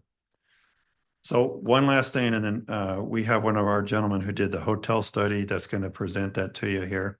But I want to go back to really thinking about the harvest market parcel here. How does the council think about like entertaining, maybe leasing that or looking at that? That's a really central space here, and we think about like, what could that area be programmed in our shoulder seasons? Could we bring in an ice skating rink? What are some opportunities to think about that? And wanted to get a quick discussion on thoughts on that from Jerry. Okay, so this is something that I'm pretty passionate about. That Harvest Market Square gets used a couple of times a year, mainly by us. The only other time that I've seen that square used is when they set up the tent to sell fireworks. That property is, like I said, is mainly used by us. It's a really underutilized property right in the center of Estacada. I'd like to see it turned into like a town square with a permanent spot to put a Christmas tree, that can be covered when it's not in use. Maybe a stage area or an area where they can set up live music. I don't want to obviously better lighting in that area, but I would love to see that. And then to build on that, there's a perfect property right across the street from Yo Treats that goes from 4th to 2nd. That would be a great spot for a city hall. And tying that up with with the town square right over there, just kind of all in one. And I know that it's going to be a few years out for us to build a city hall, but if we were to be able to acquire that property, turn it into downtown parking until we're ready to build, it's an opportunity. But those two locations are really underutilized, in the city of Estacada. But I'd like to see that Harvest Market Square. I would love for us to purchase it and turn it into something that will be used year round, rather than just a couple of times a year. John, you mentioned the word lease. Were they not open to selling it? It's just, we haven't even explored it yet, so I wanted to bring it up as an opportunity. I think it'd be a great piece to purchase. To talk to them. It's a central, opportunity to really, we program so many events there, and we're thinking like, how could we program that in the off season? It could be, staff could have some discussions, and it could be a goal to, vet out what the possibilities and bring that back to council this year as a programming area for the city. And I like don't the know if they idea would of the sell or town not. square, but yeah, neat. we It'll don't be a know good, this, perfect so. spot for it. Yeah, I agree. I like the idea of seeing it used more. Okay. Maybe a fixture bathroom or something for downtown or something like that as well there. Yeah. Maybe there's a joint way they would. Great. All right. Well, moving on, any other questions on? Okay, great. So we have one of our associates, Jackie Lang. He's gonna, if you can bring him in now, Sadie. And we did the hotel study, so we're gonna go through, we got a PowerPoint. It's gonna be about 15-20 minutes here. We're gonna go through. There is a gap when we're gonna talk about in this study. I'd like to get through the study, presentation, and then we can have a discussion around that, around the hotel. So we're kind of going into the second goal now, which is around economic development and thinking about like, some of the opportunities around a future hotel here and tourism components from that standpoint there. So Jackie? Jackie. Can Hey you hear there. me okay? All right. And Yeah, then, can you hear me? Yep, Sadie, if you can allow Jackie to share screen, we'll bring up the PowerPoint here. So this is the mayor and the city council of Estacada. So thank you. Wonderful. Well, good afternoon, everyone. It's a pleasure to be here today to chat around an exciting project for Estacada. Yeah, to get us started, I want to just give the bottom line upfront to the folks in the room here that a hotel in Estacada is feasible. However, success is very contingent on strong public-private partnership to bridge financing gaps and to encourage the development.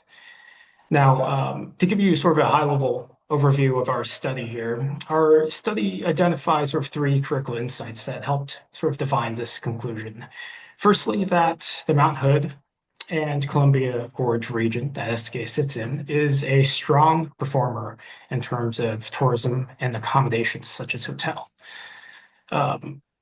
Secondly, when we take a look at the opportunities in Estacada, what we find is that nearly half of overnight stays in Estacada is leaking out to the surrounding area. So really, this is a strong opportunity to attract visitors to stay in Estacada.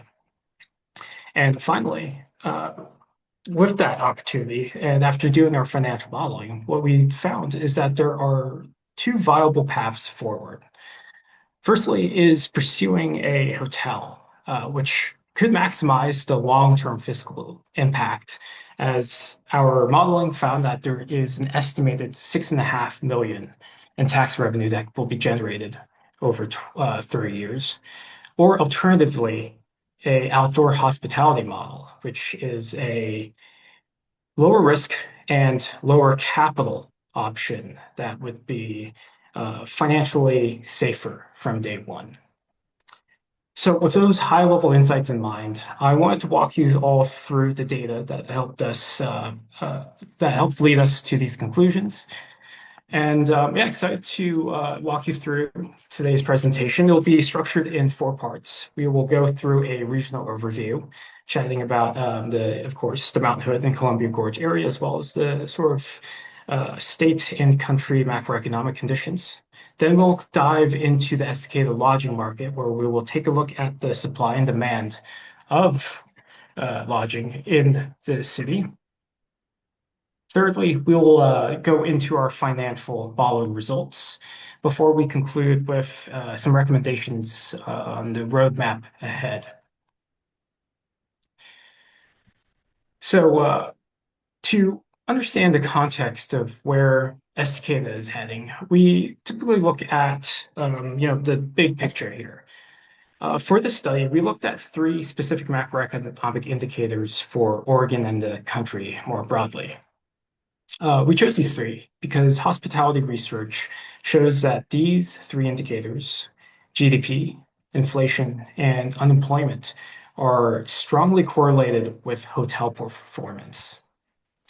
So to summarize what we've been seeing with the economic conditions is that after years of volatility relating to the pandemic, we are returning to more of our historic averages.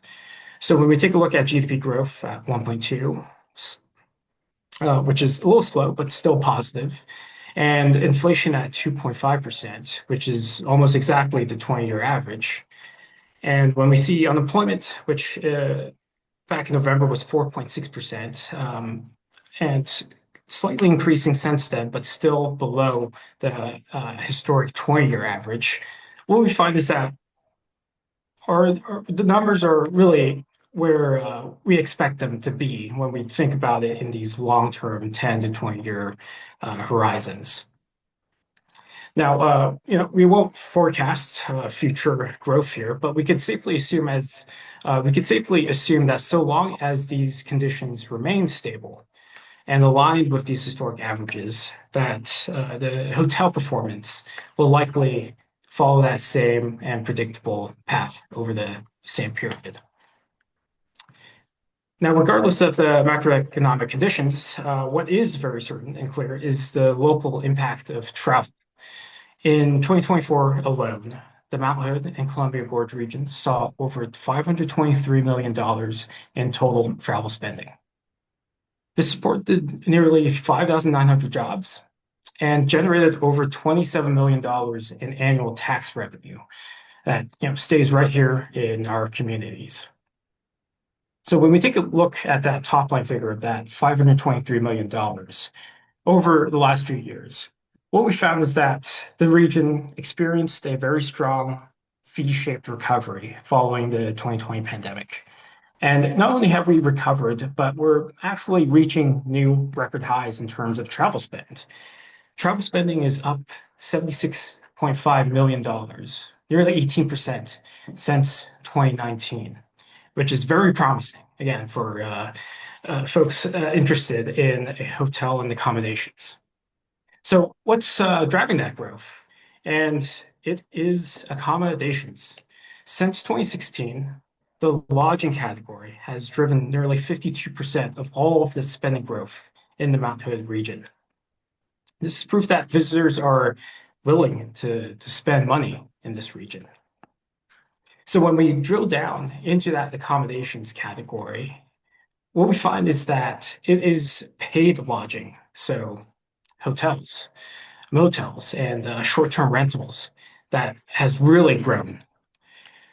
We found that nearly 84% of the spending growth from 2019 to 2024 was in this category of motels and hotels. So with that growth, how do hotels actually perform then in this region? When we take a look at the Mount Hood and Columbia Gorge region and their hotel performance indicators, what we find is that this region is performing very strongly. Firstly, we see that the Mount Hood and Gorge region has some of the highest occupancy rates in Oregon at 64.3%. Furthermore, we found that the revenue per room in this region is actually increasing at nearly 4% compared to a statewide decline of negative 0.3%. And very interestingly, when we take a look at the supply, the number of rooms in this region, we see that it's actually contracting a little bit. There's a slight drop. However, the demand for rooms in this region is growing at 2.1%. In short, this shows that this region is hungry for rooms, and Estacada could be a good and well-positioned place to provide them.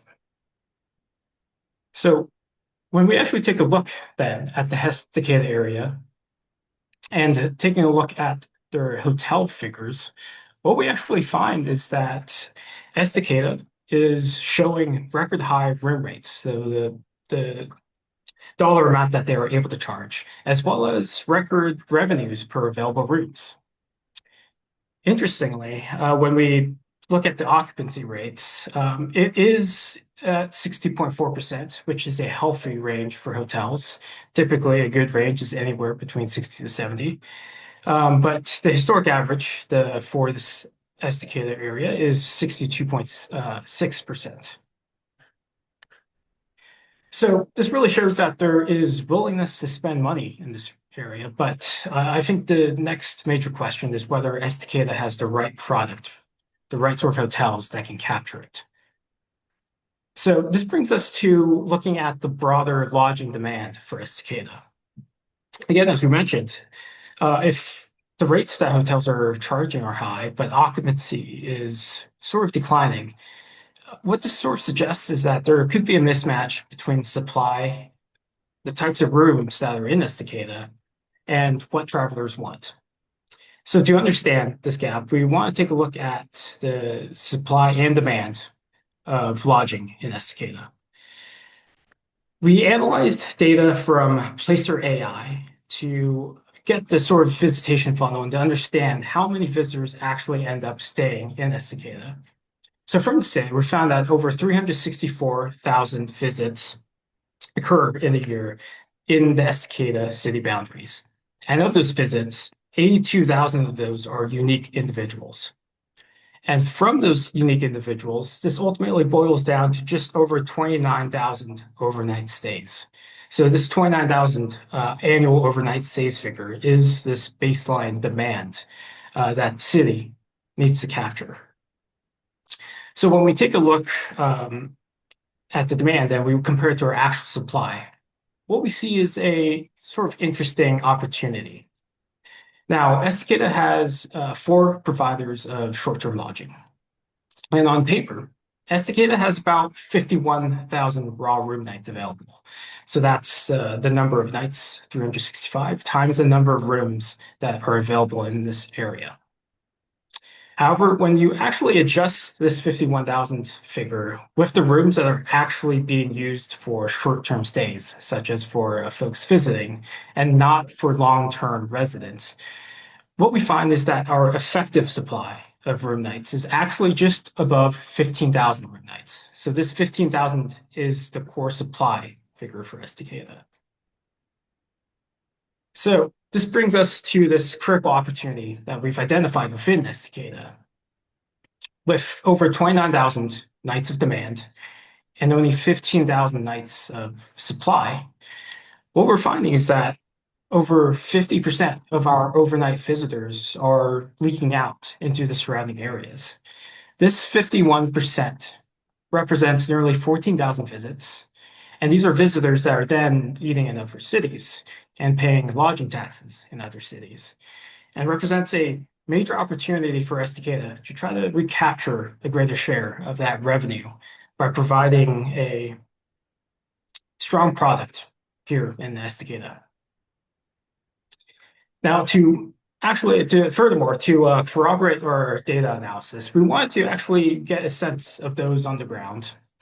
We sent out a survey to the business community to get a sense of what their sense of the local lodging opportunities in Estacada were. And what we found is that local business stakeholders do confirm that there is this sense of a lack of lodging.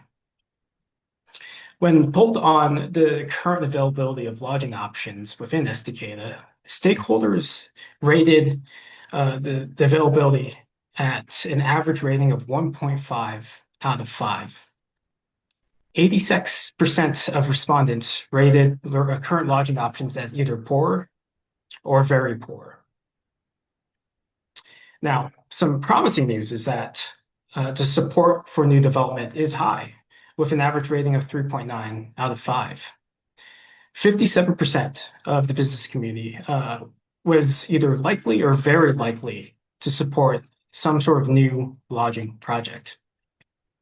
And when we asked business stakeholders what their most requested product is, what we found is that 83% of business owners requested some sort of hotel or motel over products such as a RV campground. Furthermore, when we asked what sort of stays the business community wanted to accommodate, what we found was that we wanted to accommodate the weekend sort of stays, that is, stays that are 2 to 3 nights, which aligns very well with what we found in the data. Now that we've established that there is this sort of unmet demand in Estacada, we wanted to take a look at the feasibility of actually building out a hotel. So in this section, I want to walk through the financial modeling that we did for various types of hotels, hotels from economy to luxury, and to show you what we determined to be the most feasible and offered the best return for the city. Now, before we go into the results, a quick note on how we did this. Our model used national industry benchmarks to estimate the cost of building each room, as well as the associated revenues from each one of these rooms. This benchmark also provided these costs and revenues across various segments, from economy hotels to very upscale and luxury hotels. So with those, we can estimate the costs and revenues of projected hotel build. Additionally, we also baked in some very conservative assumptions for a hotel build. We assumed a 4-year ramp up to a 60% occupancy rate. That was the market occupancy rate that we observed when we saw the data. Furthermore, we assume a operating cost of running this hotel that is pegged to revenue, taking up 72% of it. On the financing side, we model pretty traditional financing terms. We modeled a 60% loan to cost at a 6.5% interest rate. Additionally, we also factored in a 3-year tax abatement if this hotel were to be built in the city's enterprise zone. And we also reflected higher insurance rates, as that is the current trend. So by grounding this model in market reality, we can present a financial picture that private developers and lenders can find credible. So after modeling the various types of hotels and hotel sizes up to 30 rooms, the model was pretty clear that really it is the select service hotel that pencils out for Estacada. Now, select service hotels, for context, are sort of those mid to upper mid scale hotels. Now, this chart on the left here is perhaps the most important for this conversation. It shows the debt service coverage ratio, basically the ability for a hotel to pay its mortgage. So when we look at this ratio across all different types of hotels that we could potentially build out, what we find is that really it is only the select service that can pencil out. And when we look into it, the reason is pretty straightforward. It offers the best revenues relative to its low costs. Now, for some further context into what we're talking about when we say select service, you can think of these hotels such as the Best Western Plus in Cascade Locks or the Hampton Inn in Hood River. Currently, the hotel industry strongly favors select service builds, exactly for the reasons that we saw when we actually modeled it out. They have strong revenues and very low costs when we develop. Now, we do have to be transparent about the select service hotel build. In the first few years of operation, before the hotel reaches full market occupancy, what we see is that the net operating income falls short of that required debt service, the money they need to also cover their mortgage. In all, what we see is that there is a projected $541,000 funding gap with a select service hotel. So this is where a strategic city support or partnership would be required to unlock that sort of private development. That said, to try to put that $541,000 figure into perspective, $541,000 is a real investment, but the return on that investment would be quite incredible when we take a look at it. When we model out the select services property taxes and the transient lodging taxes that it would yield, we find that the city would actually reach a break-even point by year 6. And on a 30-year horizon, this project would actually generate a 10.79% ROI just on these property and transient lodging taxes alone. So hopefully that helps contextualize that $541,000 figure in comparison to its potential economic returns.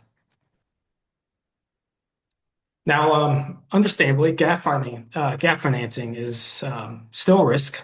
So to sort of explore some other options for the city with lower risks, we also researched alternative options in the hospitality industry. And we identified another option in outdoor hospitality. Now, while hotels maximize their fiscal impact, they cost more, but they could, yield more.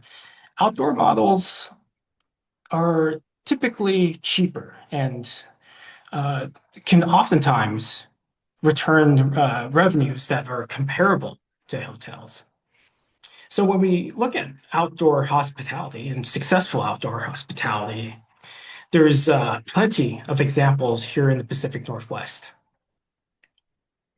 What we see close by are examples such as the Vintages in Dayton, Oregon, just outside of the wine country, to the Sylvester, which is in Washington, right on the coast of renovated RV and cabins.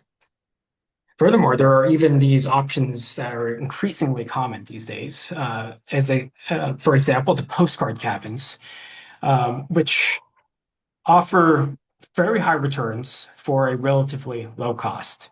So much so that a lot of national chains are looking into acquiring these sort of cabin builds, with postcards being acquired by Marriott, in fact. So so when we actually take a look and try to model out what building outdoor hospitality would look like in the Estacada area, we see a very different picture than the hotel model. Again, as I mentioned, outdoor hospitality requires significantly less capital and can at times achieve comparable revenues. So when we take a look at a proposed outdoor hospitality build, what we find is that this net income from this build exceeds the debt service almost immediately. The revenue would comfortably be above the required debt to pencil out this sort of project. As such, there would be really as much of a need for a city-led gap financing to make this sort of build commercially viable. And for a city looking to try to minimize the risk, this would be a sort of attractive option. So while we have just looked at the outdoor hospitality model and saw that it is easier to finance, I think it's important to sort of look at these two options again, side by side, and try to understand the long-term trade-offs. So when we take a look in this table, what we see is that the select service table over the course of 30 years is really an engine for growth. Over this 30-year period, a select service hotel is projected to deliver over $38 million in total economic impact and more than $6.4 million in tax revenue. Outdoor hospitality, on the other hand, is still impactful at $27.6 million, but it generates roughly half the tax revenue and only supports around 16 less permanent jobs on site.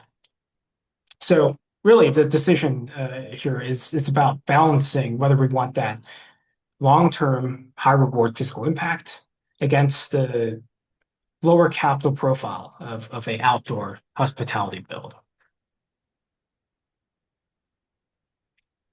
So to try to simplify the choice here for the council today, the city is weighing two distinct goals here then. If the primary goal is to maximize long-term municipal revenue and regional employment, then a select service hotel would be the clear path. And to do so, the city can leverage tools like urban renewal or tax increment financing area to bridge that funding gap that we initially discussed. However, if the goal is to minimize risk and minimize any capital requirements, then outdoor hospitality would be that lower risk path.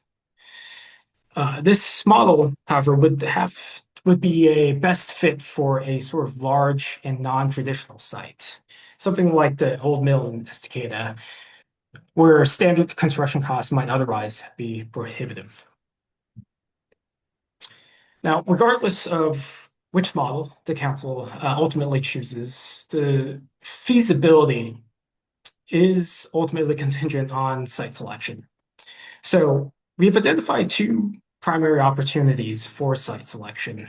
One being the downtown Estacada area, which would be perfect for that sort of select service hotel, and the other being the old mill site, where the old mill site can offer that sort of experiential nature experience that makes outdoor hospitalities a sort of destination.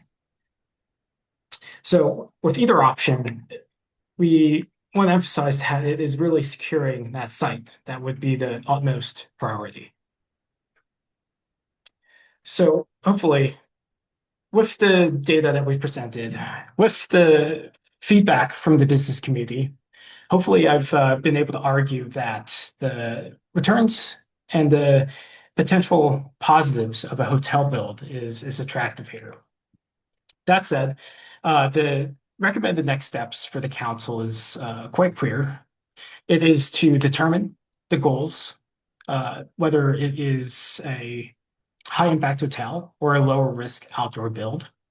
And then, of course, to then start thinking through site selection, testing potential sites. Finally, I would suggest once a site has been selected, to engage a partner, to issue a targeted RFP, and to recruit developers who can share this vision of whatever the council chooses tonight. Right. Thank you, John. Happy to answer any questions. I'll turn it over to you, John. Thank you, Jackie. Thank you so much. And open to any questions. I think, as we talked about last year's doing a hotel study, so we've got some good information. So go ahead. Yeah. So how many cabins would, how many for the outdoor hospitality, how many cabins would we have to have in order to make up that 51%, that 15,000 rooms annually? Do we have that number? Yeah, great question. So that 15,000 room that is sort of leaking out of the city. Now, we chose 30 units for both our hotel and outdoor build because that 30 units translates to about 10,000 rooms of supply. So we chose that 30 because we don't want to assume that a build would attract that full 15,000 that is leaking out. So 30 again translates to around 10,000. So in terms of cabins, you would need to create roughly 30 to 40 cabins. So would there be anything wrong with trying to go both directions with this, attract a hotel and also have that, a smaller scale outdoor hospitality, it's where we don't have to buy such a large chunk of property. We can put, 10 cabins on a smaller patch of property and then have a 30 unit hotel, which then will, which would get us a lot closer to that 15,000 rooms. I love where you're going because I think, one of the things that council could consider studying, I think you should consider studying like a select service locations and then a spot for cabin locations and do both. Because I think there's the opportunity to have both because we're definitely losing out and maybe the cabins are phased, but definitely I think the good news about this study is we're so much farther along as a city to being able to hand this to a hotel operator to see this, right? But now like really looking at where those sites are to help them see the test fits that could work, I think will help bring them even that closer to the table from that standpoint there. So. Does this 15,000 on who we reached out to gather this information, does this include the school district as well? I'm thinking, so we could talk about a lot of different factors in this, but then come summertime, it's softball season and basketball season and things like that. And I know you're saying that there's a big portion escaping, but is it including that? Like, did we reach out to get those kind of numbers? Yeah, the data that we gather catches everyone coming into the area here. It does. Okay. I just wasn't sure on the parameter of that. Yeah. Thank you. But to your point, like, if you did some parks that have fields, it's even going to make the hotel operators more successful, right? If you have tournaments coming in, because tournaments are a huge draw. I just think of people I know that have approached me and said, hey, we would love to bring tournaments to Estacada, but there's nowhere to put people. Yeah.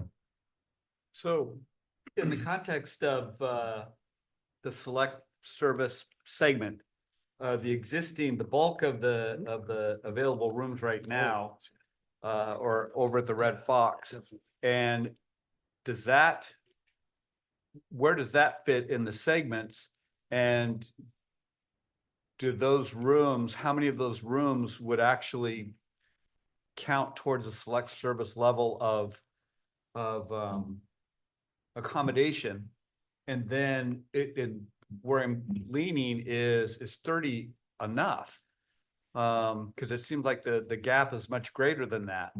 And then the other question has to do with the 500 and whatever $1,000 I don't even know what you call it. Gap, help or it's a whatever, gap, but it's a gap. with the way I read Gap it, funding. gap, the way I read it would be that we wouldn't actually be fronting that. It would be coming out of the potential taxes that they would be paying if they built. Is that what the plan was? I think what we would be talking here with council about is not only understanding like where you could potentially test fit a couple select service or a cabin type structure, but then the second thing it would be to understand how there could be some opportunities to recruit and to provide that funding mechanism to help fill that gap, whether it's through transit lodging tax or whether it's through a TIF program. But I think we identify there's going to be a gap. How would that work to be able to attract a developer if the city was to look at some opportunities providing that financing for it? So, And so and I don't know, like a Holiday Inn Express, what's the average size? And I'm going back to that 30 rooms. Is 30 rooms enough? the Holiday Room Express, normally you're going to see around 88 to 100 keys for the larger hotel like that, right? That's Right. what you're going to see. That's their standard larger model. And so if I'm making this up, let's say shot for 50, then what's that dollar amount? Is it no longer 500 something $1,000? What is it then? It's modeled on 30 rooms. I understand that. So what would that dollar amount look like if it was 50 rooms? I'd have to go back and model. We'd have to model it. Yeah. A little bit more back on that. Yeah, happy to offer just one opinion here, John. Mhm.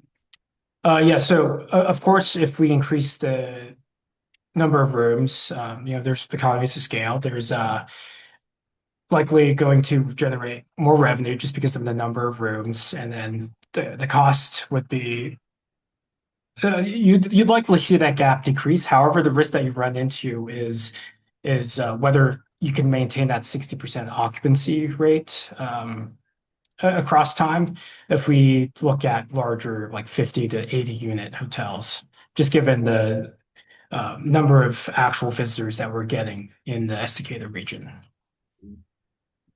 But that's gonna be driven by the potential owners of the property as well. I mean, they're not gonna come in saying, we're gonna do a 30. If their idea is we want to do a 50, whatever, pick a number, they're gonna drive that. Any operator that comes in here is going to do the same thing that we just did, is they'll run a pro forma. What we're trying to do as the city is see the pathway here for it, right? So there's a pathway that the council has created by having a hotel study.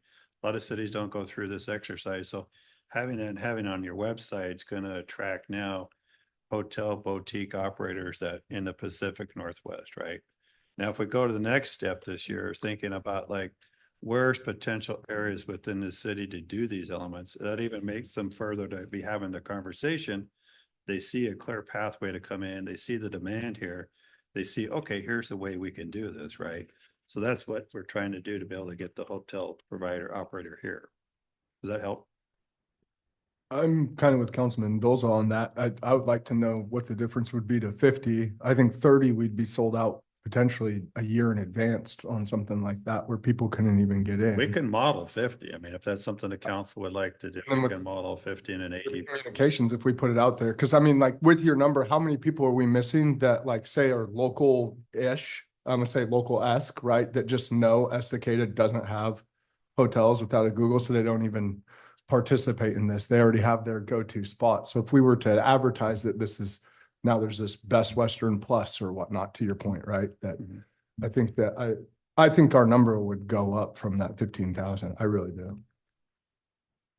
I think what John's just trying to say is that they're going to use the same modeling that the hotel study used. And what you're probably going to find out with a 50-room study is that curve is going to be under the performance. It's going to perform similar to the other 4 types of hotels that were listed on the graph, where the return on investment wasn't there. It couldn't carry the mortgage for the larger structure, because even though you have more rooms, if you go down to 40% occupancy, but have 60% more rooms, but you only have 40% occupancy, you're not going to be able to make your mortgage payment.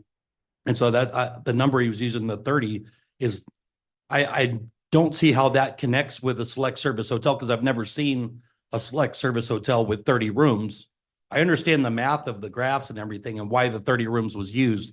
I just haven't, the examples you gave of select service hotels, do they have smaller, have you ever seen a 30 room select service hotel from one of the brands that you named?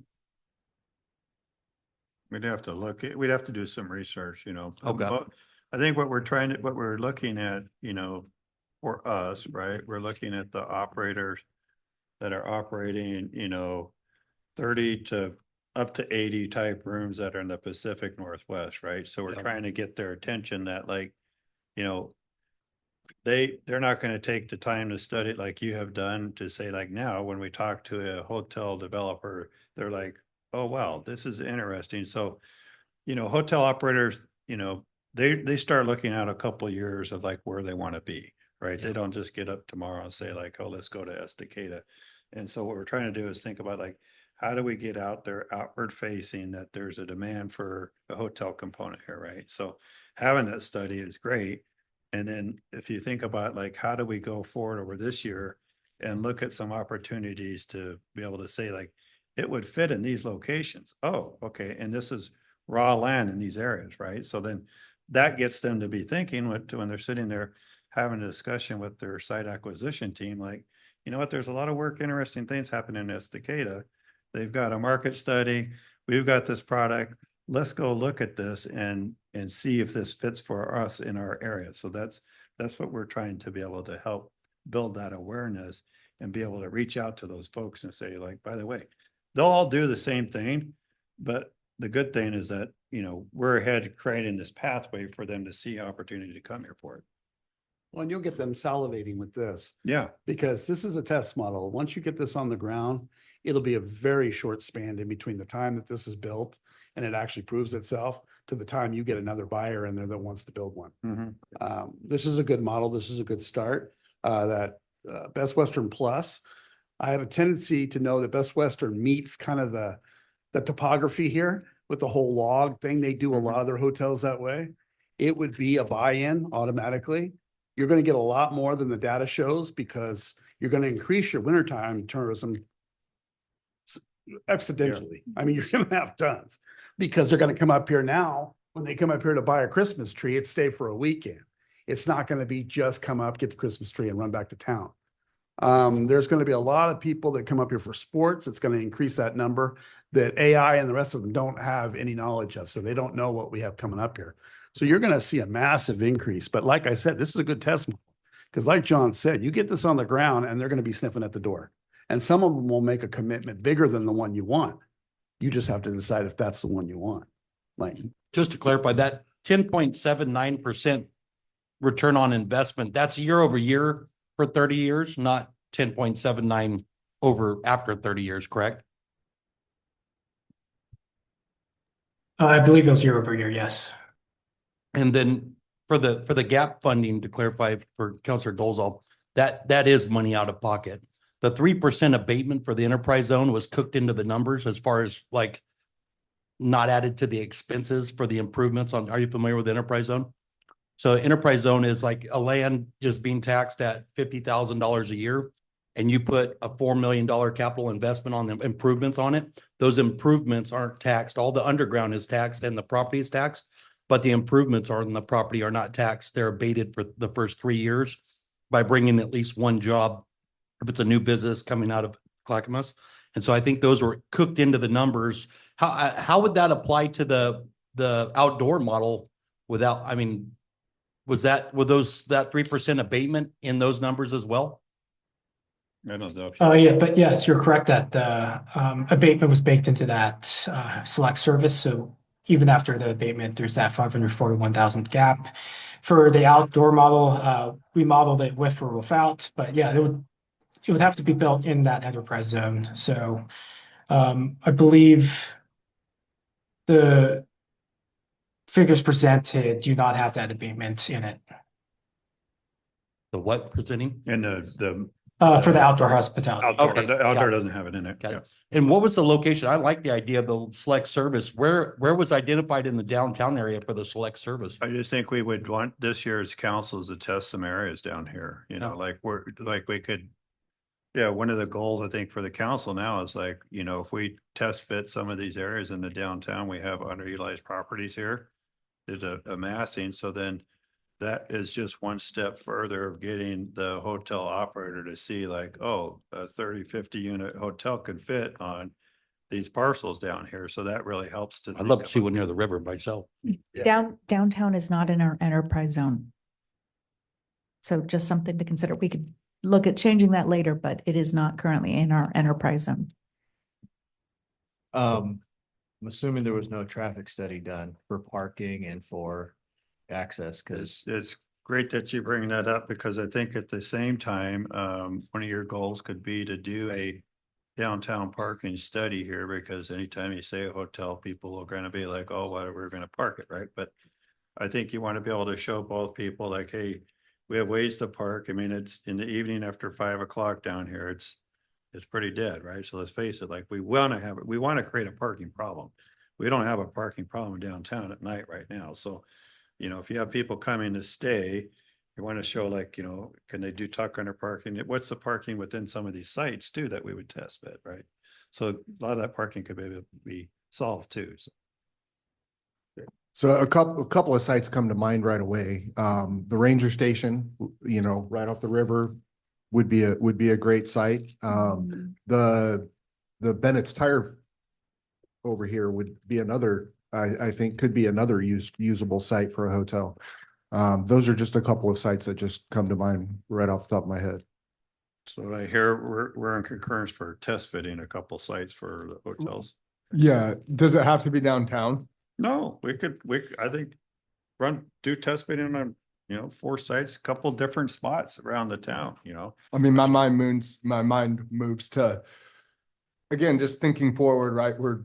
I know not today, but urban renewal is coming and we just absolutely. changed those districts. And is there a way that we could collaborate some of that to use as an attractive offer too? Absolutely. I know you can't comment on this, but like I look at the mill property and other things like that, right? And I'm not saying specifically right there, but just with where we're going and the direction we're going. No, I think anywhere within the city is looking at, you know, 4 to 5 spots and test fitting where they would fit. And that in itself, again, just makes an operator like, oh, wow, this is interesting. I'm going to go talk to this person and see if I could purchase this property, right? Yeah. I just mean like the bigger lure, right? Like Yeah. if we're talking about urban renewal at the same time, and then we're talking about trying to attract Plus, we somebody. might be able to leverage some with the new urban renewal too, Yeah. from that standpoint. So Yeah. I think those are all great. So, and then how does the council, I know we're a little running behind, but keeping us going here on the parking study around downtown here. Parking study, this has been an ongoing thing. We've done a parking study before in my time frame, but we actually lost parking, not gained parking. So I don't know how we're going to increase the amount of parking to handle what you're talking about when we're losing more of it than we're gaining. You look at the back of the trails, that whole parking lot has been taken up with food carts now and everything else. Mike Misley's property on the far corner has been taken up. You're losing more parking than you're gaining.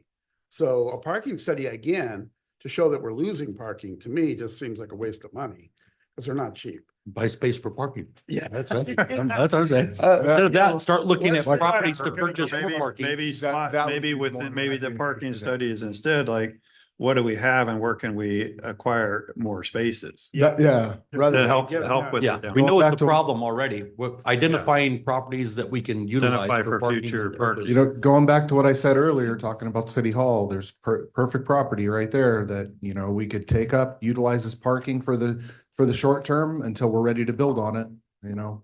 Okay. what are potential downfalls or benefits of going up? I didn't hear you, Parking, a Matthew, parking sorry. garage? You don't want to do that yet. You're Parking structure. very expensive.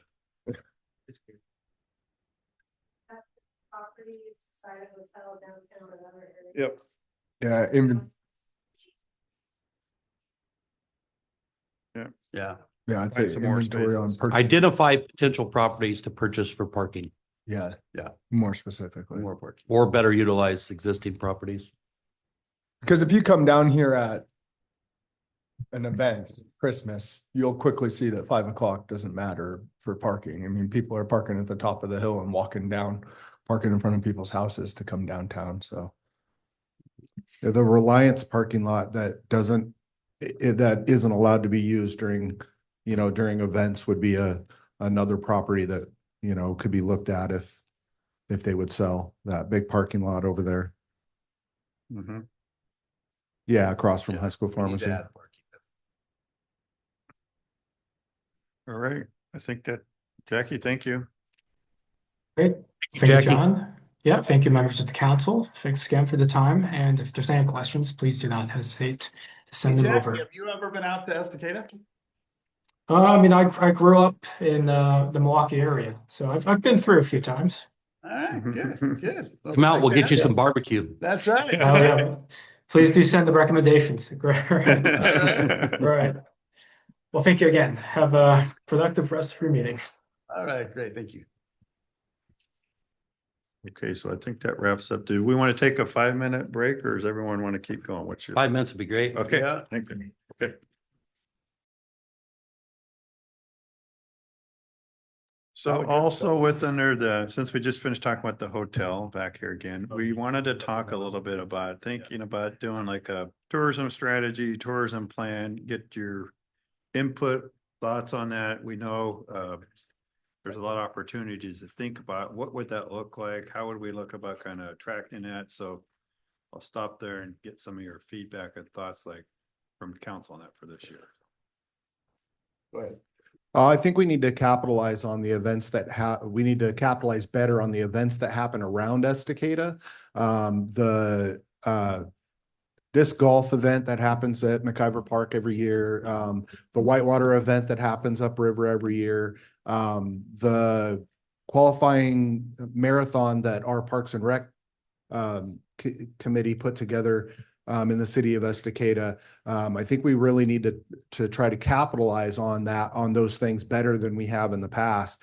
And even any other events that are, that happen around town. I know we have every October, we have a group that it's a decent sized group of like 50 to 100 people that come out and they paddle dressed in spooky costumes. They're out on the river paddling in witches costumes and stuff like that. And I think we need to stay on top and try to capitalize more on the events that happen in and around Estacada. I'd like to get something involved with the motorcycles that come out here to ride from out here all the way up 224. Yeah. To Detroit. Yeah. To what? Detroit Lake. Oh, I thought you said to tourism. No, I No. said, no, yeah, no. There's thousands of them that come out in the summertime, and getting some way in an event or a ride that goes through there or a stop here before they head out there, something that would encourage them and be welcoming to motorcycle riders, whether it's the street bikes that are going out on the road or the people going out to Ladue Flats to enjoy the outdoor recreation. I think we do something more to capture those people would be good. And then maybe get with the county on that Operation Dark Skies that they did down in Eastern Oregon. We have no light pollution here. We are right at the front door to the forest, which is no longer there because of the fires.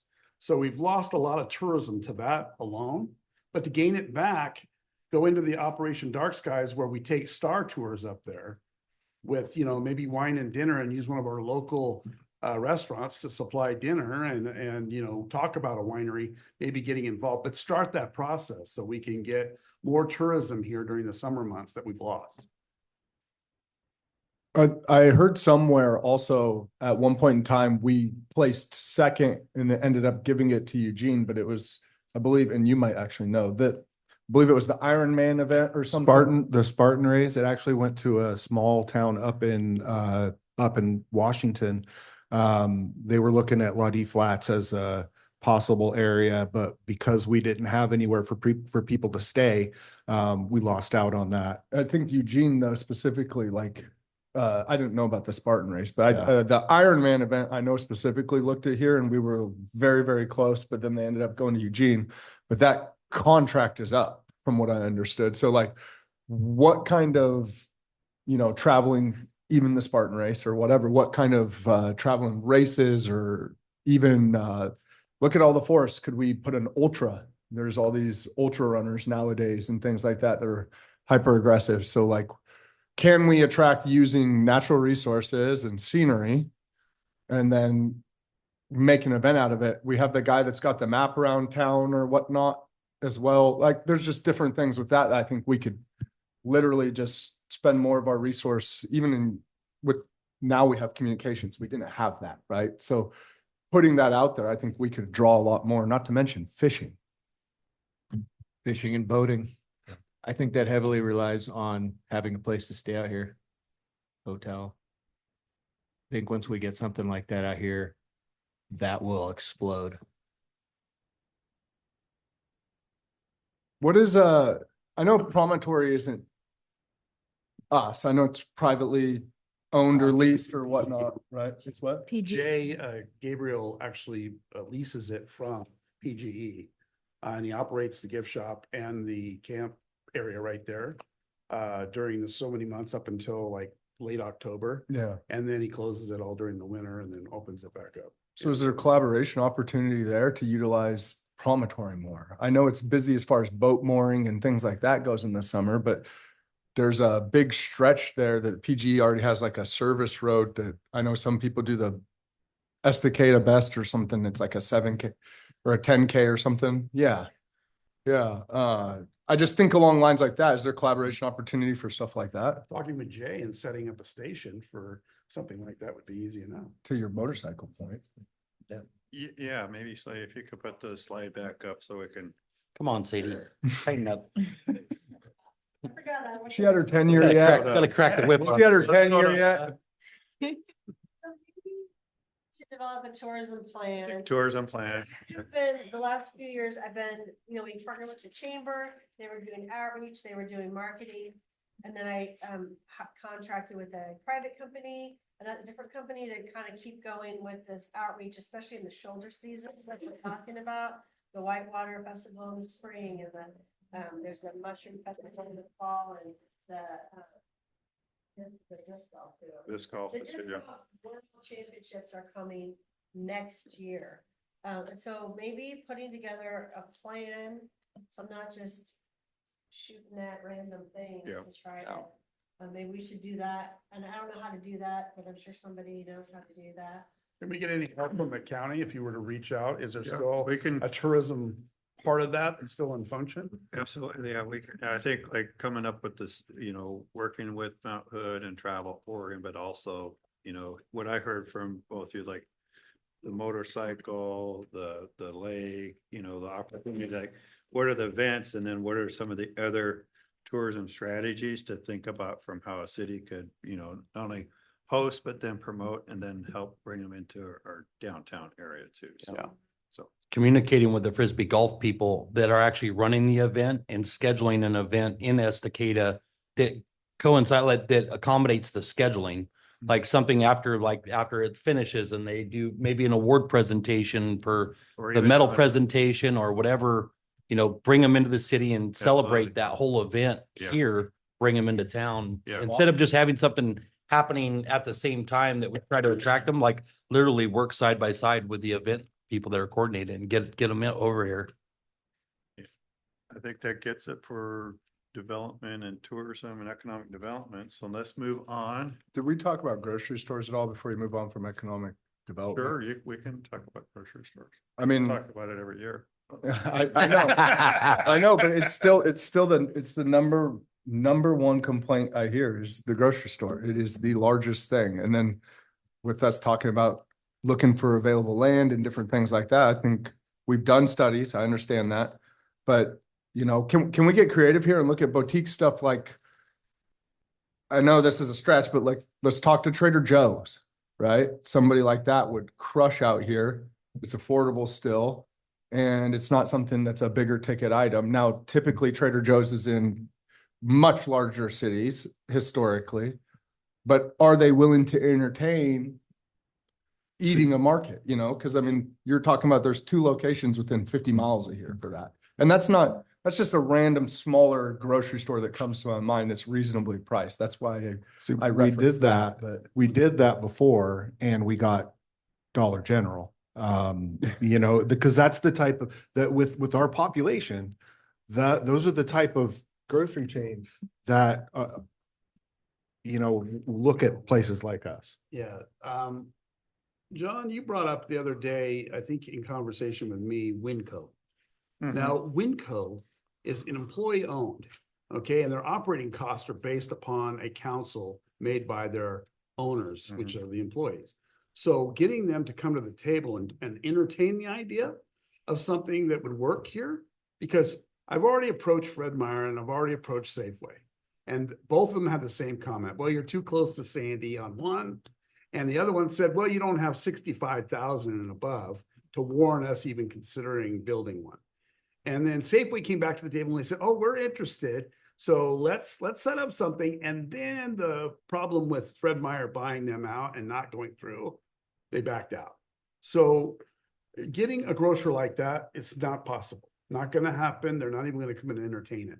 So we need an independent grocer or somebody who will come from a different angle. Winco is one of those.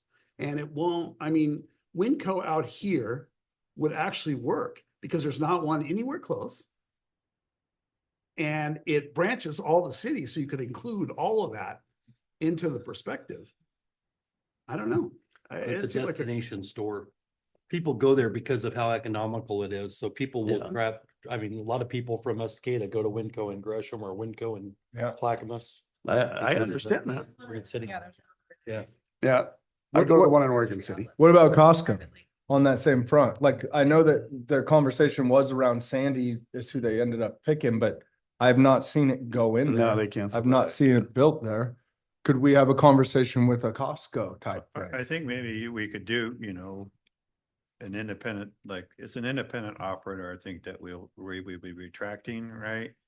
And I don't know, we could maybe create some like the market ability to show what would kind of work, kind of like what we did for the hotel study, to think about like, there's in Oregon, there are independent smaller operators that operate the grocery stores, right? So it's just finding them and showing them like, what would fit in pencil for them to work here, right? So it's. again, it's gonna- IGA, Mega Foods. Is Yeah, Are they still IGA, independent? you have They Ross bought it. down in some areas. you got, We had an IGA here. Years so ago. Yeah. It's A co-op. a co-op, Yeah. a co-op could be very successful here if we found the right operator and programmed it, so it could be a niche. So I think it's just trying to identify where and what would work for them too. Roth? Yeah, what about Roth's? Is that? Ross is down in, They're down in Salem, but they Salem. sold to a Canadian company a couple of years ago. you also got like natural grocers. They're not real maybe happy with they, us right now. so. I just, Yeah. to my point, like, I understand like our traffic volume is kind of what we're hung up on, but I think that can we prove that we would attract, right, to the right offer? Again, we're at the gateway of the wilderness. We're talking about trying to do tourist stuff. We have all these large events. And, on the flip side of that, my concern would be attracting somebody that would put our other store out of business because all the city would say, hey, we're done shopping here and we're going here. But then competition also. I don't know. I look at it from different facets. I just think with what we have available, why can't we bring them to at least talk? You know what I mean? Like, let us present to them, hey, look at the opportunity. They got to have vision, right? Otherwise they wouldn't be where they were. Exactly. I mean, we could do a market study and do some opportunity, some visionary, like what would this look like for a independent operator and then send it out to them, a co-op. There are some strong co-op operated, groceries in Oregon, I think Ashland's got a really strong co-op. I can't remember the name of the one right down there, but it's kind of started and then it just grew and grew. And, and they got other grocery stores too. So it'd be an interesting way to be able to start having a conversation with different grocers because I think it's gonna be a while before we have like a Safeway or Fred Meyer. And I would right? agree So, with that. so- Yeah. But if that's something the council chooses to do, we got it down there. Okay. Dustin over there anyway, about Harvest Market. Yeah. That, what are the options there? And maybe, what if they can even, Maybe they want to maybe do they want to do something. another brand, yeah. Join a partnership that would make Mhm. them better or build a new building, I'm not sure, so they Yeah. could give them a shot. Okay. Okay. All right, moving forward here. let's go. That's under, you keep going that we've, keep telling it was the parking. Okay. Goal 3 was again talking about balanced growth management last year, building on it again this year. Just, but there was a lot of input back from the council about, just thinking about some of the existing zoning areas within the city to be able to kind of, the planning commission and economic development are going to have a joint council meeting in February. So there's concerns about some of the areas within the zones within the city, thinking about those in future infrastructure support. So we wanted to bring this up and kind of talk about, looking at the comp plan development code, thinking about, what is that highway frontage opportunity as you come into the city, and get the feedback and thought on that from the council standpoint there too. So we also have the urban renewal, which is that we're going to be talking about, kicking that off actually this week, looking at the urban renewal zone there. So What was the last part? the new urban renewal area that we'll be studying. We'll be having the kickoff meeting on Wednesday. Also goes in, it lines with the TGM grant. So I think this is a good goal to continue to keep focus on. We have one, thinking about the comprehensive plan, the zoning coming into the city. Is that zoning really helpful zoning, or should we as a staff consider relooking at some of those zones coming into the city? That's within the balanced growth management. The second thing is, as we move forward with the study on the new urban renewal boundary, thinking about like, what are some of those opportunities within that area, but also aligning it with the TGM grant study in the thriving communities from that standpoint. So I'll stop there, and then maybe Lena, if you want to talk about the timing a little bit on the TGM, we can do that too. So how does the council feel about it? Yeah, so we had a review committee that reviewed the proposals for potential contractors. We selected one, we reached out to them.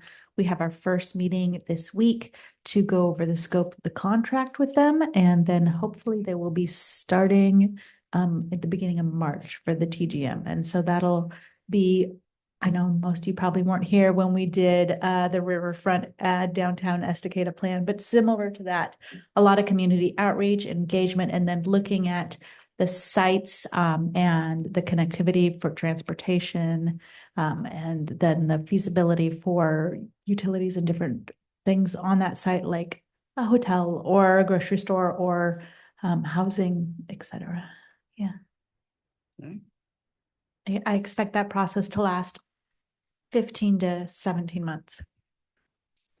Yep, There's no way to expedite that. that is the expedited Oh, process. okay, no. By about a year and a half. I mean, Yeah. the city staff had a really great idea at keeping, is it under 300K, right? Was the threshold 250? Yeah. To under, Otherwise if it they was gonna kept be like the 300. contract under 250K, they could select from approved vendors as opposed to having to put it out for bid, which would have extended that period. So they are streamlining it, and Elena's moving it fast. Yeah. What are can you describe a little bit more of the outcomes after the TGM grant, what that's going to produce, and what So, information we're going to have afterwards? yeah, part of that is what we decide we want to include in the scope, but we expect to come out of it with a plan for transportation connectivity. So how we want to see the roads connect in there. We also plan to come out of it with an idea of what uses would be good in those sites. So potentially, what uses not only is there the market fit for, but what uses would fit good with the topography and the traffic and all the other things that are specific to the mill site. And then also we'll come out of it, hopefully with a plan of potentially funding some of the things that the city will have to do, such as the infrastructure work. And that'll give you like a map basically of layout of lot layouts, road infrastructure, potential road infrastructure. Yeah, it'll give us potential road, designs. it probably won't be as specific as lot layouts, because that will be up to the developer to determine like lot sizes and things. Yeah. But kind of general grid of like, okay, this section here would work well for retail, and this section here would work well for, housing, or this would be a good mixed use area based on, the area around it and the way that people can access it and what the community has requested. Yeah. You also want to talk about maybe having a setting a goal to have a joint meeting with fire district or fire district and school district. You know, the fire district's got stuff going on. They've been reaching out to you. Is that something you want to put on the goal list or just, plan? I'd like to work with the school district on getting a bond passed. And maybe like what we can do to support them at more effective communication for another bond to go through so we can get some new schools for our kids. I mean, it's failed over and over again, so it's not working. Whatever they're doing is not working. Bring somebody in that's been very successful, that has a better success rate at getting bonds passed and heavy on communication skills and translating like what the actual costs are to community members and getting some school. I mean, my kids won't be able to realize it, but my grandkids are going to school and they'll be able to utilize a new high school. I'd happily pay for it. So we just need to, I don't understand how we haven't passed a Communication bond strategy for the with the schools. school. Yeah. Yeah, I mean, I'm in concurrence with that. I agree with you that I would love to be a part of trying to figure out a solution to communicate the need. I think that at some point, the community has to look in the mirror, just like us as leaders, and having a conversation on accountability, regardless of where you land or where your kids land on it. It is still our inherent responsibility to take care of our community and to take care of the future of our community regardless. I don't think there's anybody here that disagrees. But I also would like to bring the fire district in and talk with them. I think that's important as well. I mean, we have urban renewal grant coming up and we need them. And they have some needs from us that they need us. And I think that collaboratively, we have an opportunity to talk about how can we partner together to see this community develop. Again, I think it's just our due diligence that we should, I love that they found a way to pay for this on their own without going to bond. I think it's incredible. And props to the chief for doing that, like beyond measure. But let's take a deeper look at that and say, hey, for real, because again, at some point, we can't just keep passing the buck for the individual entity or the individual district to be funding this themselves. At some point, as a community, we have to come together and say, hey, it's our responsibility to take care of our own.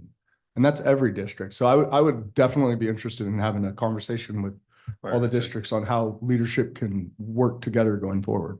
Sorry if that sounded repetitive.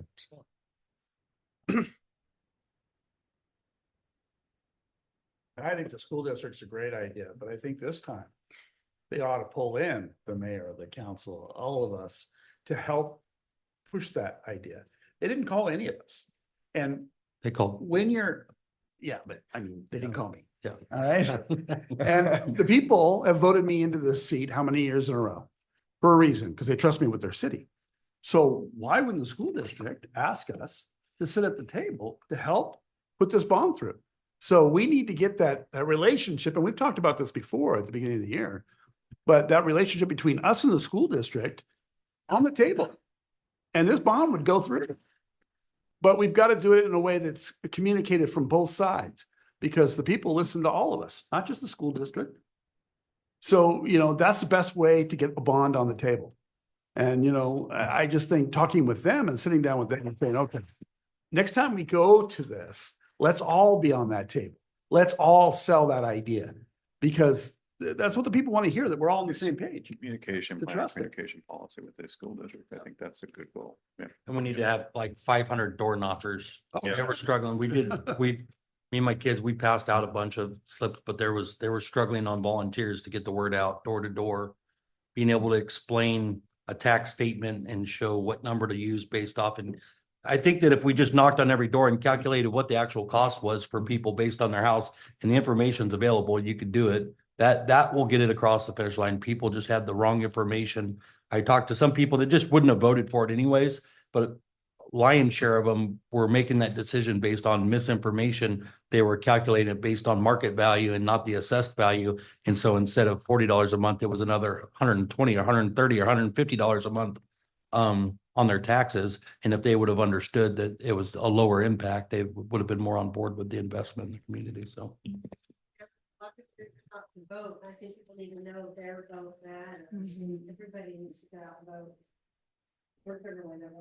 Yeah. I think we could earn some support. We have an opportunity here. We could earn, so I'm just thinking about this as you're saying that too. Like we could earn some support from more of the businesses if we were to be more proactive in helping them. Like this DEQ thing I've been working on the side is a massive thorn. And when I've met with some of these different owners recently, I'm spending money on this. I'm not spending it in the community anymore to help with this, right?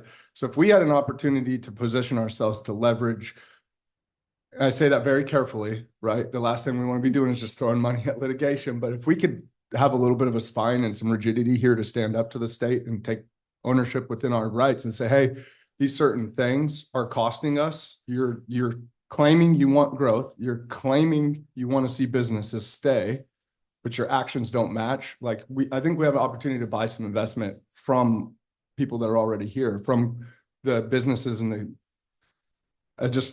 is there a way we could collaborate on that where we could help alleviate some of the issues that would help us fund this more than just bond? I know that no matter what, we're going to get a bond for the school. I get that, but can we cut that number down by showing good faith? I mean, you were talking about earning voter support. Well, if we could own our business support, I bet you they'd be a lot more willing to throw their money at things that are important to the community as well if they weren't fighting silly things that came out of nowhere for all of us. For example, I'm just using that as a random thing, but what opportunities we have there, again, on the accountability cycle is where my mind goes. Okay, I think we got a good, Melissa, yeah. Based on the conversations that I had with Ken Oliver, he's the president of the Estacada Fire Board. He had stated that there were also 2 bonds going on at one time that year. It was school and fire. And it was shortly after COVID, correct? If I understand. So there was a strain there. And there's a lot more people here now and a lot more, I don't know. I was telling Jerry, I went to the play this weekend. Those kids need us. They're amazing. If just one group of them can just blow me away like that, I mean, just imagine what we can do for the rest of them if they had like the schools that they needed, air conditioning, so they don't have to not go to school. I don't know. That's just me. Taking those things into consideration. Yeah. Yeah. Yeah. Yeah. All on the same page. Yeah. Communication. Yeah. I think if we show good faith, we'll get good faith back. That's Okay. where my mind goes. Sadie, if we can move to the next slide, down to governance and committee goals there. So let's see, we'll go through that. Yep. Keep going. Okay. So this has been a pet peeve of Melanie's for a while here. Just talking a little bit about, let's go down maybe 2 slides to one more. Here we go. All right. Do you want to have just one committee? Just combine them all together? Can we decrease the number of committees? Yeah, with a rotating schedule.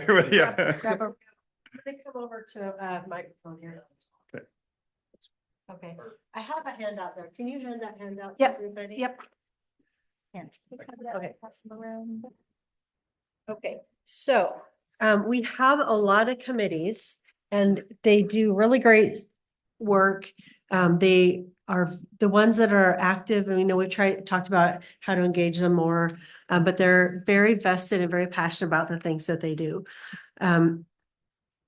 Parks and Rec is struggling right now, and I had thought about potentially just combining them with the Arts Commission because they're kind of overlapping, and the in the code, what it talks about Parks and Rec doing was a lot of I have it up on my computer, but it's more like identifying places where a park could go and surveying the community on things that what do they want in the parks. And what this came out of is when we did our last Parks Master Plan update in 2017-18. It was basically the goal, the duties of Parks and Rec was get your shovel and your wheelbarrow and come out to the park and help us keep it, clean it up. It's like, okay, you guys aren't doing that anymore. And so then it shifted to this kind of a higher level of like gathering information and seeing what our park needs are, advocating for parks. But really what they're doing right now is they are running, they sponsor a couple of races, the Sprint into Spring and the Trick or Trot Fun Run. And they have a website called Estacada, which I am determined to start doing in my spare time because it looks like a lot of fun. So I thought about combining parks and arts, but arts is really running strong on the programs they're doing right now. And I think just maybe narrowing Parks and Rec down to what they're actually doing would be my recommendation. And we could even rename them if we wanted to call them the Recreation and Activity, or I thought Recreation and Adventure Committee of Estacada, but adventure might be too much. So Recreational Activity Committee of Estacada, and that's the acronym for RACE, because basically they're sponsoring races. And I'm not sure how this all comes out in the wash, but I'd like to get your ideas. And I talked to Stephen, who's the chair of the Parks Commission, and they are, right now, they have 4 vacancies. So that means they have 5 people on the committee, but 2 of them aren't gonna probably renew with their terms coming up. So they possibly have 6 vacancies, and it's just a struggle. I thought if we could narrow it down to what they're actually doing, if the council values that, then that they could like acquire or attract people based on specifically what they're doing. And so I kind of wanted to present that, just kind of making a shift for Parks and Rec. It doesn't narrow down the number of committees we have. They also don't have to be Right. a advisory board. They could Right. potentially just be a project committee. Yeah, they just do these activities. This is what they're tasked with doing. And then in a few years, maybe it'll shift and there'll be people with Would they different have to meet on a interests. regular basis? Yeah, they Not- wouldn't necessarily have to meet on, they'd Oh, so it probably could be on a need only? yes, Yes. as need only. They'd get ready for the Trick or Trot, which is really loved in the fall, but it's a really easy lift. We have a parks manager now in Public Works. Yes, we do. Somebody just made the Jeep Park. Yep, yep. Okay. And we'd still pull in people with parks interests, like to help to be on the advisory committee for the Parks Master Plan update. We'll still pull in people for that, but we don't necessarily need a committee who really wants to do these races. They've got one, their Sprint into Spring is now a certified race. And it'll start down here and it goes all through town and comes back. And it's a test run this year. And then, but they're doing great things. It's just that they're doing different things than what I think they were maybe intended. And as long as council is good with that, I think we should Jonathan, you have just. something, and then Jerry. So like with Parks and Rec specifically, I look at that and I go, could you make that a quarterly meeting? That's where my mind goes. Yeah, Cause I look absolutely. at this list and I agree with you. There's some of it. I mean, my name's on there 3 times Yeah, and Yeah, I have, we'll get to all that. and I have school board as well, yeah. right? So to be honest with you, planning commission, I always get the dates mixed up. I know that's my own fault, but like I get the dates mixed up on the planning commission all the time. Just because I'm overloaded with in my brain, Yeah. but same with Jerry with the downtown, I get the time mixed up, it switched times or something, but. Or maybe that's the planning commission. See what I'm saying? But that's my point. Can we make these where a planning commission is a little bit different? There's a lot more stuff that they're doing. That's a bad example, but on the Parks and Rec, I mean, quarterly. Does arts need to, and this is just They do. bland. Do they need to meet monthly though? They I do. mean, They might, but they might, the arts might not, but they do kind of do activities through the year in addition to their big Arts at the Creek Yeah, event. So, no. But they don't do the summer celebration anymore. no, it's Arts at the Creek now, Yeah, it's, basically. the problem with the summer celebration being a couple of day event, is we just, at this point, going back to volunteerism, we Yeah. just don't have the volunteers to. And previously, Arts Commission didn't actually do the summer celebration. It was a separate entity that did the summer celebration. And once all of those people, once that group aged out, there was just not enough buy-in to continue it, but Arts took on portions of it and they do it just a couple events a year rather than a 2-day event Mhm. at the end of July. Okay, so on the arts, could we scale the arts back, not dissolve it, but just scale it back? They don't need to meet all the time. They do, because they have events that go on throughout the year. They have different events that go on throughout the year. And, you know, they're self-contained. That's what I said. They're outside of the city. They're pretty self-contained because they go with other groups, you know, the Spiral Gallery and everything else. So Not really anymore. They Yeah, really don't do is that it separated anymore. from them? No, Okay. yep, they're It's been a really, while since I Yeah. talked. but to they have a lot going on. In fact, I think Jesse's coming tonight to talk about what's going on. Okay. So, oh, Elena, There's nothing in the code that says they have to meet monthly for any of the committees. Yeah. So they could meet on any of the committees could meet on an as needed basis. The only requirements in the code are that they come quarterly to present to council. Is what you're proposing, Melanie, that the arts and the parks combine or that the parks? nope, just that Go we separate. reconfigure parks. Or we could dissolve Parks and Rec but if not, probably not right now, you could work towards that. And then if Stephen, who is doing the Sprint into Spring, getting that all certified, he could probably set up a nonprofit to run that race and could request a grant from the city to manage it. But if we wanted to keep it kind of in-house, we'd keep the Parks Committee, label it something else. They could come up with their own name. I was just trying to come up with something creative, but and then we'll change the code to say what they actually do, and then they won't have to meet every month. It would simplify what they do, but still allow them to do some activities in the community that they're interested in. What do you think about the quarterly? I mean, without changing names and getting in all that. And that's what they want? That's what they would like. That's what Stephen has, well, when I was talking with Stephen, who's the chair, he thought that would work out. I don't know if they'd meet quarterly, but they would meet as needed. Okay. So I they think as probably needed would is- meet a couple, January, February, March, have that Sprint into Spring race, and then they'd be done until probably August. Well, and that's then why I they- asked if we yeah. hired a manager for parks, because that takes a lot of the pressure off, knowing that we have a public works person dedicated to the parks. Yeah, they It's don't have to huge. worry about what's going, like, Yeah. they say lots of people come to the meeting and say, oh, the trash kind of is overflowing here, or this piece of equipment is broken. They Yeah. should be calling the city or they can either put in a request on the website or give us a call. And, we're managing all of that with parks, with taking care of the parks, maintaining the parks. So this committee is really the Parks and Rec Committee, although it sounds like that's where you should bring these issues. They're really working on the events is Yeah. what they're doing. Yeah, So, I get you.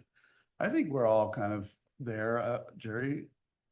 Yeah, I mean, especially if that's what they're asking. Yeah, they're for. asking for it. So, Yeah. I feel confident that it's something that could work. And now, like I said, now that we have a parks manager in our Mhm. public works, I feel more Mhm. confident that those park things are being addressed. I'm good with that. I think that's okay. safe bait to We'll take some of make the that pressure off. proposal, bring back some code to you Yeah. and, yeah, I think it would simplify that one committee at least. Everybody else, planning commission has been very active. Arts is very active, but they could skip a meeting here and there. Probably library meets every month and they're really doing a great job. Just helping oversee the things that's going on at the library and being, I'll say that they're not necessarily advisory. They're kind of like oversight, advisory, encouragement, like Michelle can bounce ideas off them and they'll, make recommendations and things. They talk about the budget with her and, so they're doing well. Budget committee, just the once a year or so. Downtown Estacada, very active. I don't know if they have to meet every month, but probably because they've got several. Pretty busy. Yeah, they got a lot of. So I have a question though. By doing this, I wonder how this is going to affect the summer concert series because Parks puts the Well, summer concert series on. the Parks has tried to take that over. That's pretty much just run by, it's just kind of a city event. So Yeah, we'll we put just them in go, foot the yep, bill. we'll go ahead and, put the bill for that. And then, and have probably, Rob has been doing it. There's another person who's been helping them out if we need to transition, but there's usually one person that can coordinate the bands, lock and unlock and then lock the building up and do that. So we could keep running the parks, concert in the parks. Okay. And then that commission wouldn't have to worry about it. There was one other thing. Was there anything else that was it? Yeah, traffic and public safety, they probably don't have to meet every month. Unless they have things applications that people have turned in for speed humps or something. But I think as we've been very responsive to that, that's gonna tone down a bit. But you know, they do their event in August, and they try to plan a couple other things that they do. So they probably don't have to necessarily meet every month, just as needed or as issues come up. Which one's that? Traffic and public Traffic and safety. public safety. But I think they kind of like to meet every month. Is what we're talking about telling them when to meet or giving them the flexibility to meet when they want to? Giving them flexibility. Yeah. Really. I'm on Yeah. board with that. Yeah. But We're it's making them still, it'll feel still have each to other. be set days of the month that they meet. Yes, it'll be the set day that they meet, because we still have to we have to staff it, we have to record it, all this stuff. Yeah. So it has to be at that set time and it still meet all the public meeting laws, stuff, but they wouldn't have to do it every month. So we can let them know. And I think just changing the code for Parks and Rec, well, I think that will lighten that load a little bit. Anyway, it's a lot of committees though. Yeah, you might just a thought long-term is a lot of these committees, some of their sole purpose is events, or that's their sole activity is events. And if the city long-term hired an event coordinator to produce those events, the events would probably be a little more well-managed. And you'd have one point of contact, and then you could decrease committees. No, you're right in a sense, but there's a piece of that that we have to look at. Yeah. If the city runs an event coordinator and the city's responsible for that person, then it becomes city driven, not Mhm. council driven.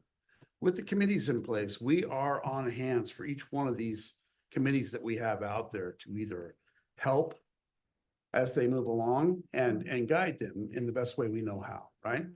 So there's a difference in how it's handled out there and the perception of the public. Yeah. Though I like events coordinators, they make it easier.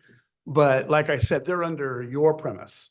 You would handle that. Mhm. We would have no contact with any of these committees or their direction or anything, because you would be talking to your employee about what they expect.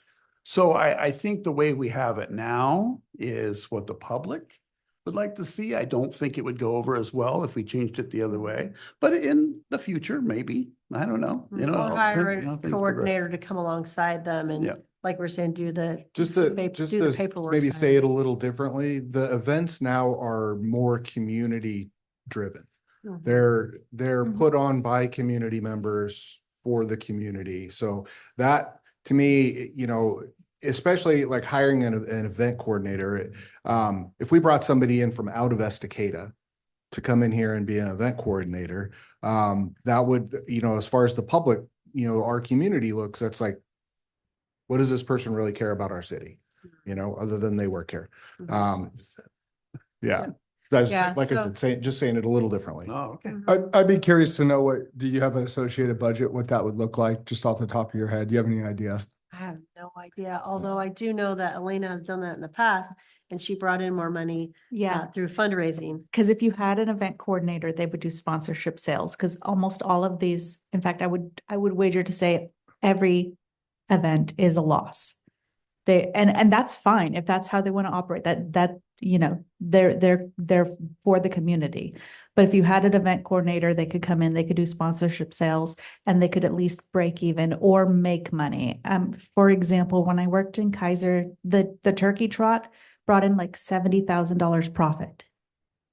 And so we're not maximizing what we could on the events, and that's fine if that's you know, you're not running it as a business, you're running it as a way to give back to the community. But yeah. But we'd have to look into it, because I don't know how it would actually pan out here. But as long as if you can keep supporting the committees, you appoint them and they, you know, you support them by being at their meetings and then volunteering with them. I think they're doing what they want to do, for the most part. I don't think I think they don't read the code. I think they do what they want to do, and they've found their way to what they want to do and what the community likes. So Yep. I think we're fine. If I just wanted to, You're fine right now. I just wanted to recommend that for Parks and Rec. Just we'll bring back a code change that actually says what they do, if you're okay with those events they do. And I think it would be great. And I am comfortable with allowing them the flexibility to meet as needed. As needed. I think that should be They across the board. They for need to com- realize for that. and we can- committees. Yeah. We can Yeah. let them know, yeah. Okay, Mm. is this where you want to do like who wants to be what liaison? Yeah. Okay. Who wants to be Somebody else want planning? planning commission liaison, or is it better to just not? Because that's one thing I get confused on, if they're reviewing things that then comes to the council that one of you's already learned about. And so when I'm there, like I can't comment on anything anyway, because then I can't talk about it here. Right? So part of the reason I try not to attend unless I know it's something that's gonna be alarming or gonna ring the bell for the community to be standing in the room, is because anything I offer for perspective is null and void at that point. So That's true. I don't I'm not saying we get rid of it, but I don't think that, I don't know. Specifically on that, because it has to come to us anyway, so let them discuss, and then quite frankly, if we're having issues with what they're approving. You know, for example, would be the property we were just talking about, that 4 acres, that came to us. And we said, no, we want to see more sample holes. We don't like where you drilled your test sites. This is the conditional thing from the council, which regardless negates what the planning commission's recommendation was. And then I think at that point, we counsel leadership in the planning commission and say, why are we reviewing things? Where is the disconnect in? But it has to be more than just reading the code. There has to be, what is the city's intent? What is the city's vision? What is this, right? And I'm not saying to operate outside of the legal bounds here. That's not what I'm suggesting, but I think like if we have issues with what they're recommending to us and we're turning it away, then we need to counsel them on what they're recommending versus a workshop. How's that? Yep. Yep. Just I love it. Just different lenses that they're legally bound to look at things through. So I'd be very hesitant to try to guide them in how they're reviewing the process, because there's a very strict legal structure that they're required to look at. Otherwise, you would be doing something illegal. Yeah, not based on like the way that they review it. They know the rules, and it comes, they're legally bound to look at the code and not look at any of the things you mentioned. We can take that risk on as the city council and say we disagree with that and shut something down if we want and understand the legal risk. But we wouldn't want the planning commission ever making that decision, because they're not elected. They're appointed by us. They're not elected by the community. So we're elected by the community. We take that responsibility, the legal risk, but we wouldn't want them taking the legal risk. But is there a way we could collaborate with them to maybe show them the way that I understand on the inherent, who makes the decision? That's no argument there, but is there a way that we could be involved in that? I do want to clarify, not every decision the planning commission makes comes to council. There are different types of decisions, such as conditional use does not have to come to council. It is only made at a planning commission level. Yeah. Liaison for that, potentially. Yeah. Okay. Or I'll take the planning commission. It's good. Was that gonna be Parks and Rec. the reason we flipped is schedule conflict? Oh, is it the same? What time is it? Planning commission sorry. 7 a.m. now on a Wednesday, on a Yeah, Wednesday. it's right smack in the middle of the day. third Oh, Wednesday. so is my other one now. It's the Is it? same as my other one. Yeah.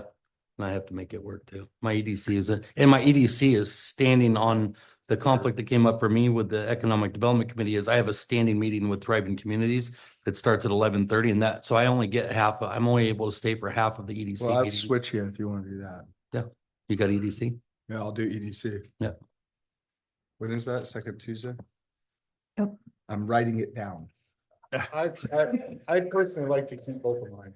I should have took 4. How's that? Yeah. Jerry has the rest. I learned. Yeah, go to the bathroom again, Jerry. See what you come back with for assignments. Parks is no more if you do. Well, Recreation and Activity Committee of Yeah, Estacada. As needed. As needed. Do we need a liaison? Jury's Jury's on events. Parks and Rec, I was their liaison, and I showed up probably for the first 3 or 4, but they were 10-minute meetings. And most of it was, hey, how's it going? And then, okay, we're doing trick or trot. Have a good night. So. Okay. That's another thing. There's like nobody interested in being part of Parks and Recs. That'll change with the Parks Master. Oh, yeah. Yeah, it will. Real quick. Yeah. Yeah. And if you decrease the number of meetings, you may Yeah. have more people available for Yeah. that commitment because it's a lower I commitment can level. continue doing it. Okay. If nobody's. I don't want that. Melissa, you got Steve Library. Four with me. Do you want that one? What's left? Thursday night and then Tuesday night. Oh, Thursdays are good for me. Okay. Thursdays? Okay, That's library. that's like, Yeah. And the Dolza, what does he want? those all gets what's left. if Does he want wants it. TPSC again? You want the traffic? It has to be after hours. Have to be Yes. up 6 there. o'clock on the third Tuesday is traffic and public safety. Do you want me to take it? I'll take it. Well, I can do that. I'll take it. Like what? You just can't, Traffic John's and just public saying he safety. can't do any during the day. is what John said he saying. wanted it. Yeah. Oh, you wanted it? No, that's fine. It just has to be after work. School board. Yeah, I just don't want to put any pressure on you driving all the way from. I'll do, I don't know those. I'll do fire. Since I only have, And school board is at Parks. 7 o'clock, John. School board's at 7, second Wednesday, every month. Yeah, I can do whatever after Let's- hours. School board would be okay? That's fine. Okay, school board for John. And you won't always. And I'll stick with traffic safety and then we'll see. I'll make them nervous. That Nuts. sounds good. Yeah. Now they have to be good. Yes. All right. So if we can move to the last goal, so thank you, and we'll wrap up here and give you a break before council meeting here. So talking about, really thinking about public safety, emergency preparedness. I think, starting to think about like, what are maybe some of the potential areas to have for certain zones here within the city, creating some captains. Also thinking about, again, going through FEMA training, 100 and 700. The staff and the city council from that standpoint too. And then I know Councilor Dolson, you talked a little bit about, just public safety, about the sheriff's department and stuff. So I think maybe share a little bit what you thought with the council. I think that's helpful to talk about from that standpoint. So I've been very interested in increasing our FTE law enforcement as fast as possible. But had a conversation with Melanie actually, and what's the purpose? And it's visibility. It's people knowing that we have law enforcement here. Don't mess around in Estacada, something like that. And, that, would be great if it could be achieved with an FTE. Are there other ways to achieve that visibility thing? Like, is there an opportunity for like a substation or something like that that's got signage that we might be able, the sheriff might be able to use, whatever other law enforcement agencies are out there that might be able to use as a place to park and do their paperwork or whatever it is that they do throughout the day. And that might be a cost-effective way to increase visibility. Is the church still using that house for them? Yeah, they have tenants in there. They have tenants that live in there throughout the year, helping them get back on their feet. The police has been using it though. a lot. Oh, Yeah. I know of another location that we can rent a space that would be a sheriff's office space. In fact, it's right over by Subway, between Subway and the gym. It's Oh, been yeah. vacant for a while. So Yeah, we the rent the old tax place. Yeah, the old tax place. Yeah. You're right on the highway, rather than having them up here. They do like up here because they can look out the windows and see what's going on, but that would give them some good visibility. It'd be a lot better.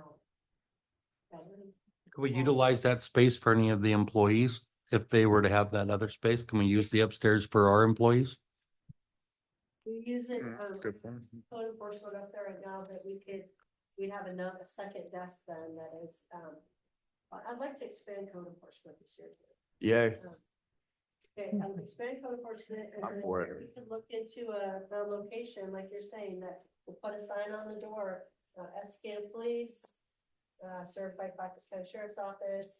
If there's nobody there, then they can call, have a number for them to call emergency, non-emergency, but If there's somebody there. Could we Maybe see afford if we that in can our get some budget? highway signage, something. Cause that's not gonna be cheap to rent a place out there. I mean, is that something we could? Yeah, Yeah, but I still like the idea of an FTE again, with the, no, with the, I understand the budget concerns. That's definitely on my mind. yeah. But I also think about everything we're doing also, and other things we're talking about is position ourselves to not be reactive, be proactive. And this sort of does that, but it's still more of a Band-Aid rather than getting ahead of something. And I do think that there's ways that we could use it. I mean, at some point, especially in the cases of emergency and things like that, having additional officers out here is fantastic. When I get text messages and I'm 75 miles from here down I-5 and I get no information from the school district while my kids are in lockdown and stuff like that, it certainly makes me feel better to know that there's more than 2 officers in the area. Prime example would be, I thought the response was great when we saw state and different things, when there was I think it was a year and a half ago or so, when the alleged person walked into the high school with a firearm or something like that. They But weren't sure what happened, so it was like, yeah, I on say, response, yeah, and I do say alleged because I don't know for clarity purposes there, but Mhm. you know, there is a peace of mind here for the community that I think is super important. Now, on the other side of that, we get oh, you're just ticketing people for no reason. That Hmm. I know that there's both sides of the fence, but Mhm. if we're going to position ourselves to be reactive in purchasing land and different things like that, the security of the community and access to people that are trained to protect the community should be not second to that, in my opinion. So we can explore next steps for, Yeah. and bring us more on. So another idea for a facility for them, there's that unused shop up next to Granny's, this side of Granny's, that it's been vacant for, I don't know, probably 8 or 9 years.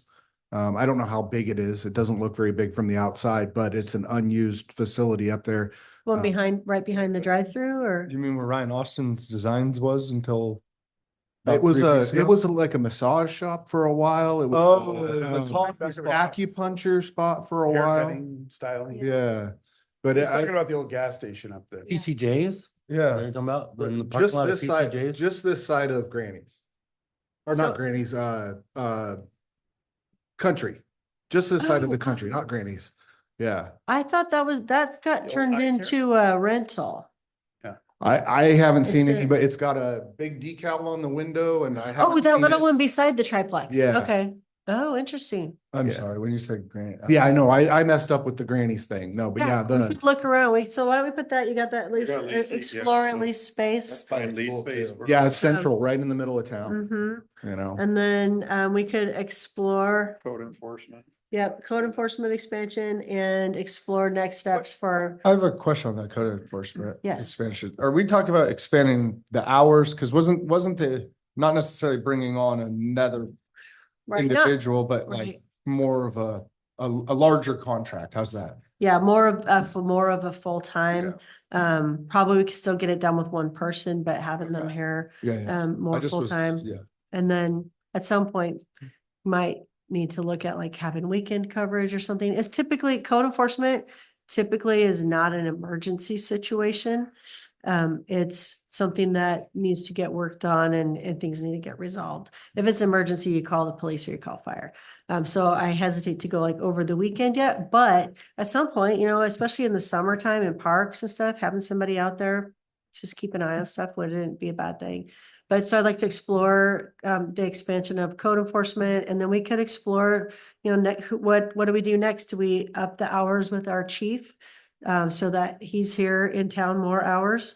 Or I'd have to talk with them and see what they would be willing to do, what they recommend for their next steps. But Can we talk about code-driven versus complaint-driven at this point? Because our city there's lots of things that fall under the code that have nothing to do with somebody calling about their neighbor doing this, that, or the other. It's just general code items. Mhm. Sandy has a full-time code that handles all codes that are not being addressed. yeah, absolutely. We do versus that. We do now.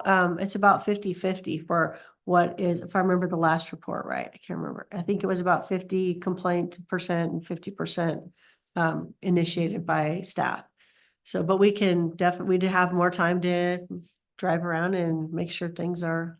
Do you have a working Sure. example of like what you would, like Well, specifically what you'd like to see more Yeah, of? yeah. Let's give an example of my own neighborhood. And mind you, I'm probably on this list. So I would be the first one I would expect them to cite me for. But my neighborhood is looking pretty trashy. Let's just put it that way. You know, people not cutting back their bushes, the grass on the corners have grown so high that you can't see to make the turn. You know, things like that, that would be code driven if it were, we had a code driven versus a complaint driven, because nobody complains about it. Mhm. But it's there. I mean, my neighborhood looks bad now. It looks really bad. Mm. And it's all because we're not addressing codes in general, we're addressing the ones that people complain about. And I feel like if we started doing code driven, our neighborhoods would look better, the streets would look better, things would look better all around in the city. And that would help us to promote Estacada as the city it is. Mhm. So that's my. Yeah, Could and you the squash the waste council, of that? I what was wish. that? The council could identify Like that. priority areas also, you know, whether it's commercial areas or residential, school zone, along the highway, what, you know, you could identify priority areas if you. That definitely goes along with our being proactive in the city, for sure. Having Yeah. it more code driven. It's just, I've noticed it driving around, you know, when I look in the city, I didn't used to see trash on the side of the road stacking up and people having old furniture out by the road or whatever. And just things that would be code driven that would be addressed already are not being addressed. So the little things are starting to build up. And I just think that we'd be able to take care of that problem if we had a code driven versus complaint driven. Question on that, because I live up just above you Mhm. and there's some elderly and disabled. So say they're not meeting code. Like what can we do to assist with that? Grab your weed eater, throw some Yeah. gas. I do, in it, I give do. it a tug. I Yeah. do, I help the gal across the street and my next door neighbor, and I have noticed that Ant Farm and there's some other volunteer, but I think they kind of notice it too and reach out to that person. But for the people who aren't reaching out, I was wondering if there's anything that we could at least put on the city side or something for assistance. 'Cause I can't do Absolutely. all my neighbors. Yeah. And I feel like this city is pretty good about being understanding of circumstance. I mean, Yeah. we're not so big that we don't hear people when they say, hey, I'm struggling to do this. I mean, for heaven's sakes, sometimes I forget to pay my water bill and I have to call and Sadie, help me out here, or whoever cares, right? Like, you know, so I think we're pretty good about being cooperative with people as long as there's some sort of a communication. And Yeah. our code enforcement staff really takes that seriously. And I don't know if you remember that email I sent out where there was this person she got a hold of Ant Farm came out, actually built them a new ramp so they could get in and out of their house, cleaned up the property. So there's some situations like that where somebody needs additional help. And in fact, we might even change from code enforcement department to like community assistance department or community, I don't know what it's called. They call it different things in other places because really she's a connector that helps people get the help they need or encourages them to do the right thing if they need to do that. So. Okay. I think that sounds good. I think you guys are on the right path. Definitely. And then take some ICS classes, which is understanding emergency management processes. That might be, I think you'd wanted to do that. We wanted to do a tabletop or something exercise. with PGE, especially now. Mhm. And then you thought maybe bring out. Yeah, we could bring out and do a coordinated ICS 700 training for everyone, for the staff and council. We could do staff and as Yeah. many council as was. I think council should definitely do the 700 is the first, which is weird because it's a big number, but it's the 700. And then at least the 100. Yeah, especially with the ice storms and the Mhm. PGE event, I think would be Mhm. really good to do. So. I'm all about any certifications we can get to provide more value. I think that will also make it Great. more attractive for potentially other opportunities later, funding and stuff like Mhm. that too. If we had more certified people, it just looks better, right? Okay, cool. Okay, well, I think that wraps I think up we can to maybe wrap it up. any questions or wrap it up here. Or we Mhm. got, you guys want to do a round table and just wrap it up? Any final thoughts and then try and finish maybe 5 minutes before you start council? Yeah. So, Round table. thank you so much. Any last questions from anybody? No questions, more of comments. I would like to see Estacada become more of a a destination city as opposed to a drive-through city. Come up with a good identity that we can utilize for, I don't know, swag and whatnot. People talk about Estacada. They talk about, well, Estacada is the gateway to the Clackamas River, something like that. And I think we're on a good route. And as far as the amount of people coming through, I think traffic and safety is doing a good job trying to focus a lot of effort on getting studies and understanding that even with this fire department addition, losing Curran possibly, we're going to have some serious traffic issues coming up in the future. So that's all I have to say. So I just, great ideas. And there's that old saying, aspiration towards a goal is not the same as motion.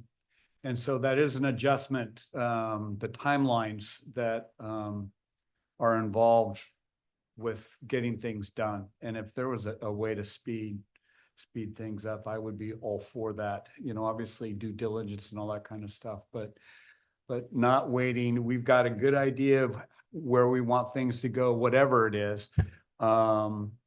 But not waiting for a report before we do the next step. Let's start looking at those things now so that when we are ready to make the next step, it's, we've got that information already. I'm very excited about the things that we can do here, very excited about things we've done here. And there's lots more, coming from this group. So very excited to see how it goes for 26. Thank you. Melissa. Yeah, pretty much the same concept. I just want to make sure that we keep in mind that we're a town. I know we say city a lot, but I know a lot of people look at us as like a hometown, and keeping that vibe is very important. And I know that when we have these discussions and these visions and all the things under the sun and moon, it's like, I want to make sure that when the people hear these words, that they understand that we keep that in mind and that is the future of Estacada. But I think we can also capitalize on that a little bit because tourism is a thing. And we have a beautiful place. It's a gem. I mean, it is. We have an amazing opportunity to create it for the future, but then also still harbor some of that culture and history and making history at the same time. So. Good job, Mike. Thank you, everybody, the staff, and thank you, John, for you always do a good job of everything you do. Guys. Thank you. Appreciate you and guiding us through all that. And thank you, staff, for your time you spent getting ready for us and helping facilitate everything. Appreciate everybody. Great. One thing I don't think we covered tonight is, I think should be a continuous goal every year is, attracting jobs, out here. We want to, we don't just want people to live in our community. We want them to work in our community.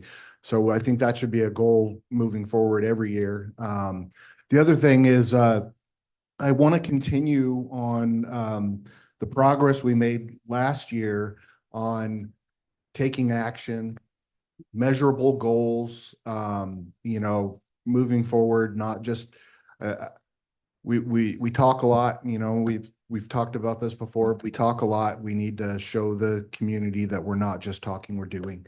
So I just want to continue with the progress we made last year. And, thank you guys all for all the effort you put in.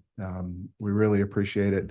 I asked Andy to do one thing, well, more than one thing, but I asked him to do something and boom, I see it every day now. So I appreciate that. You guys really listen and take what we want into heart and go, and go with it. So thank you.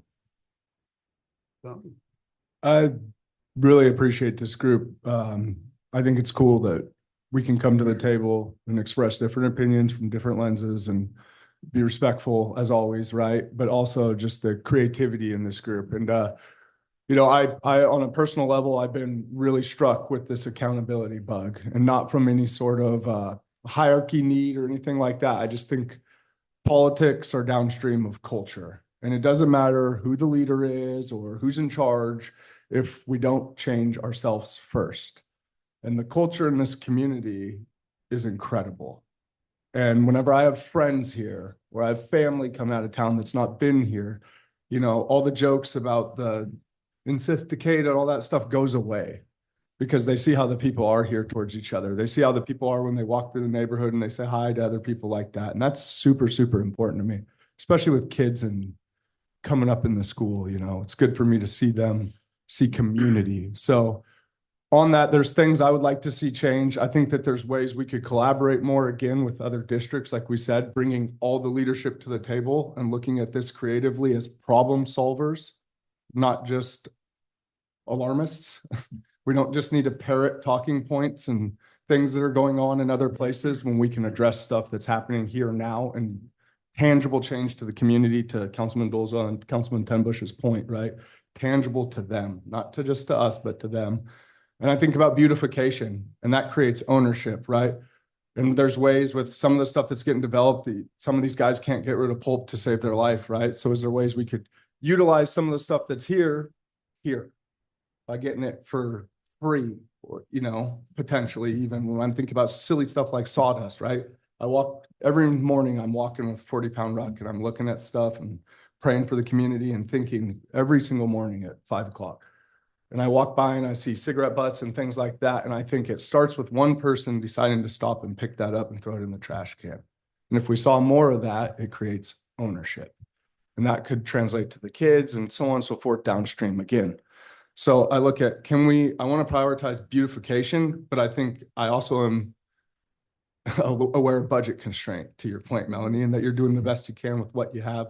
So don't take that as a shot.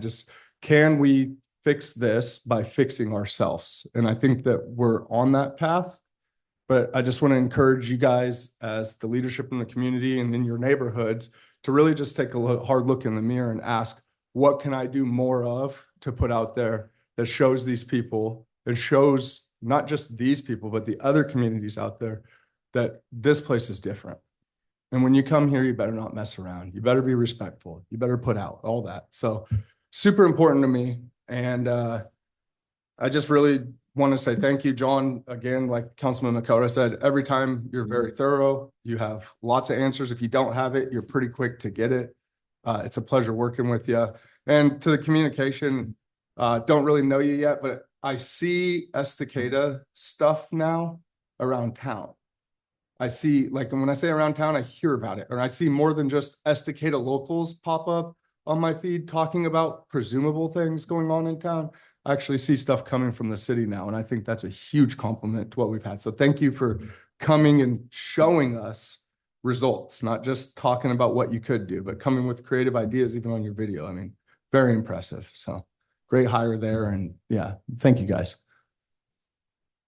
And last but not least, I want to thank staff and John and all of you. I think the trust level between both of us, you know, me versus the city, okay, has always been kind of on the edge. I didn't sure if we were always on the same page, but I finally feel like what you are doing, what we are doing, what John is doing, we're all on the same page. We're just trying to find the healthiest way to get there, right?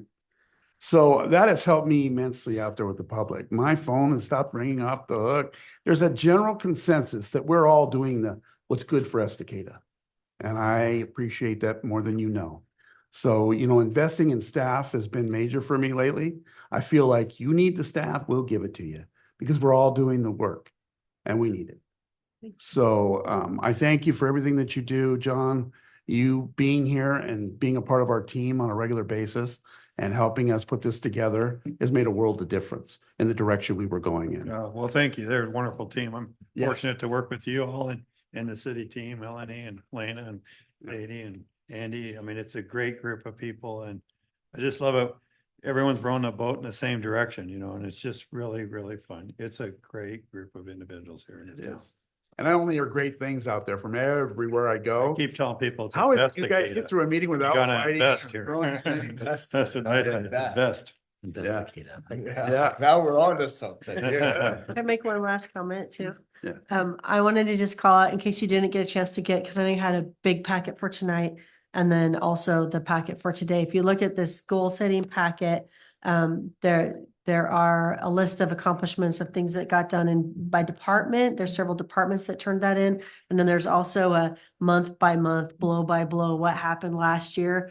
And I tried to kind of remember that and all the things y'all did. And so like I was saying earlier, when we move past it, it's water under the bridge and we're still going. And it's good to go back and kind of reflect. You got a lot of work done last year. You looked at a lot of ordinances, a lot of resolutions, a lot of, you went back and forth on trying to solve certain issues on, working very hard to make sure we come up with the best solution. And so I would encourage you to take a look at that. And then also on here, we didn't talk about it today, but like in infrastructure, we're going to go ahead and leave, if it's all right, the wastewater treatment plant and the water treatment plant upgrade. Those are just kind of givens. They're moving forward. So we don't really need to set goals for them, but I think we should still highlight they're ongoing. I think we should work. add to that one, pursuing more water rights too. Okay, yeah, Yeah. I think that's. Yeah, that's good. Yeah. With why you said that, thank you for saying that. I meant to say this, the PGE thing, I would really like to hold them to the guns on the stuff that they own on the riverfront. That's probably a good idea. But I think a sit down with PGE Yeah, would be the best bet. There's so many different issues that PGE is going to, we don't even know staff up there anymore. I have no direct connection. And with all their upgrades that they're doing on the line, my power's went out more than it ever has. And I have no information as to why. These are things that we need to know. So having a sit down with them is adamant. You're coming soon. yeah, with the industrial park too, they don't even have a point of contact for a rep when they're out. They have to literally call, drive around, find a truck is what I was told, and ask somebody. Northwest Technology specifically was shared that with me. So getting a PGE rep that's going to service our guys in the industrial park, especially, and natural gas. That was the other piece of that. Last year, our regional kind of collaboration to see, do we have enough electricity, do we need natural gas? Yeah. Just energy in general, yeah. How many of you met with Bunch when he came out? Did you? Was it a good conversation? It was. Yeah. We 'Cause I didn't hear what came from. submitted a capital construction request for the water treatment plant. Excellent. Excellent. So is Stan still doing his Yes. Yes. thing? Although he's pursuing his political career a little further, he's still doing his business with his wife, Yes, as a consultant to us? yes, Noble Consulting. Nobles, yes. yeah. Yep. I think that he is. I'm not sure. Maybe maybe Mackenzie's doing a little more of that now. But He as is far as I know, Bunch's he's still chief involved. of staff though. Yeah. Yeah. Yeah, I know he was furthering his political career. I just wondered if he was still our consultant. All right. Is Meeting's that, at that's 5:30. everything we can, We're what's good. that? The next meeting, 5:30 or 5:30. So Okay. we got a half an hour break. If you want to adjourn, we'll. All right, let's adjourn the retreat. You're going the barbecue? goal setting. No, I gotta go.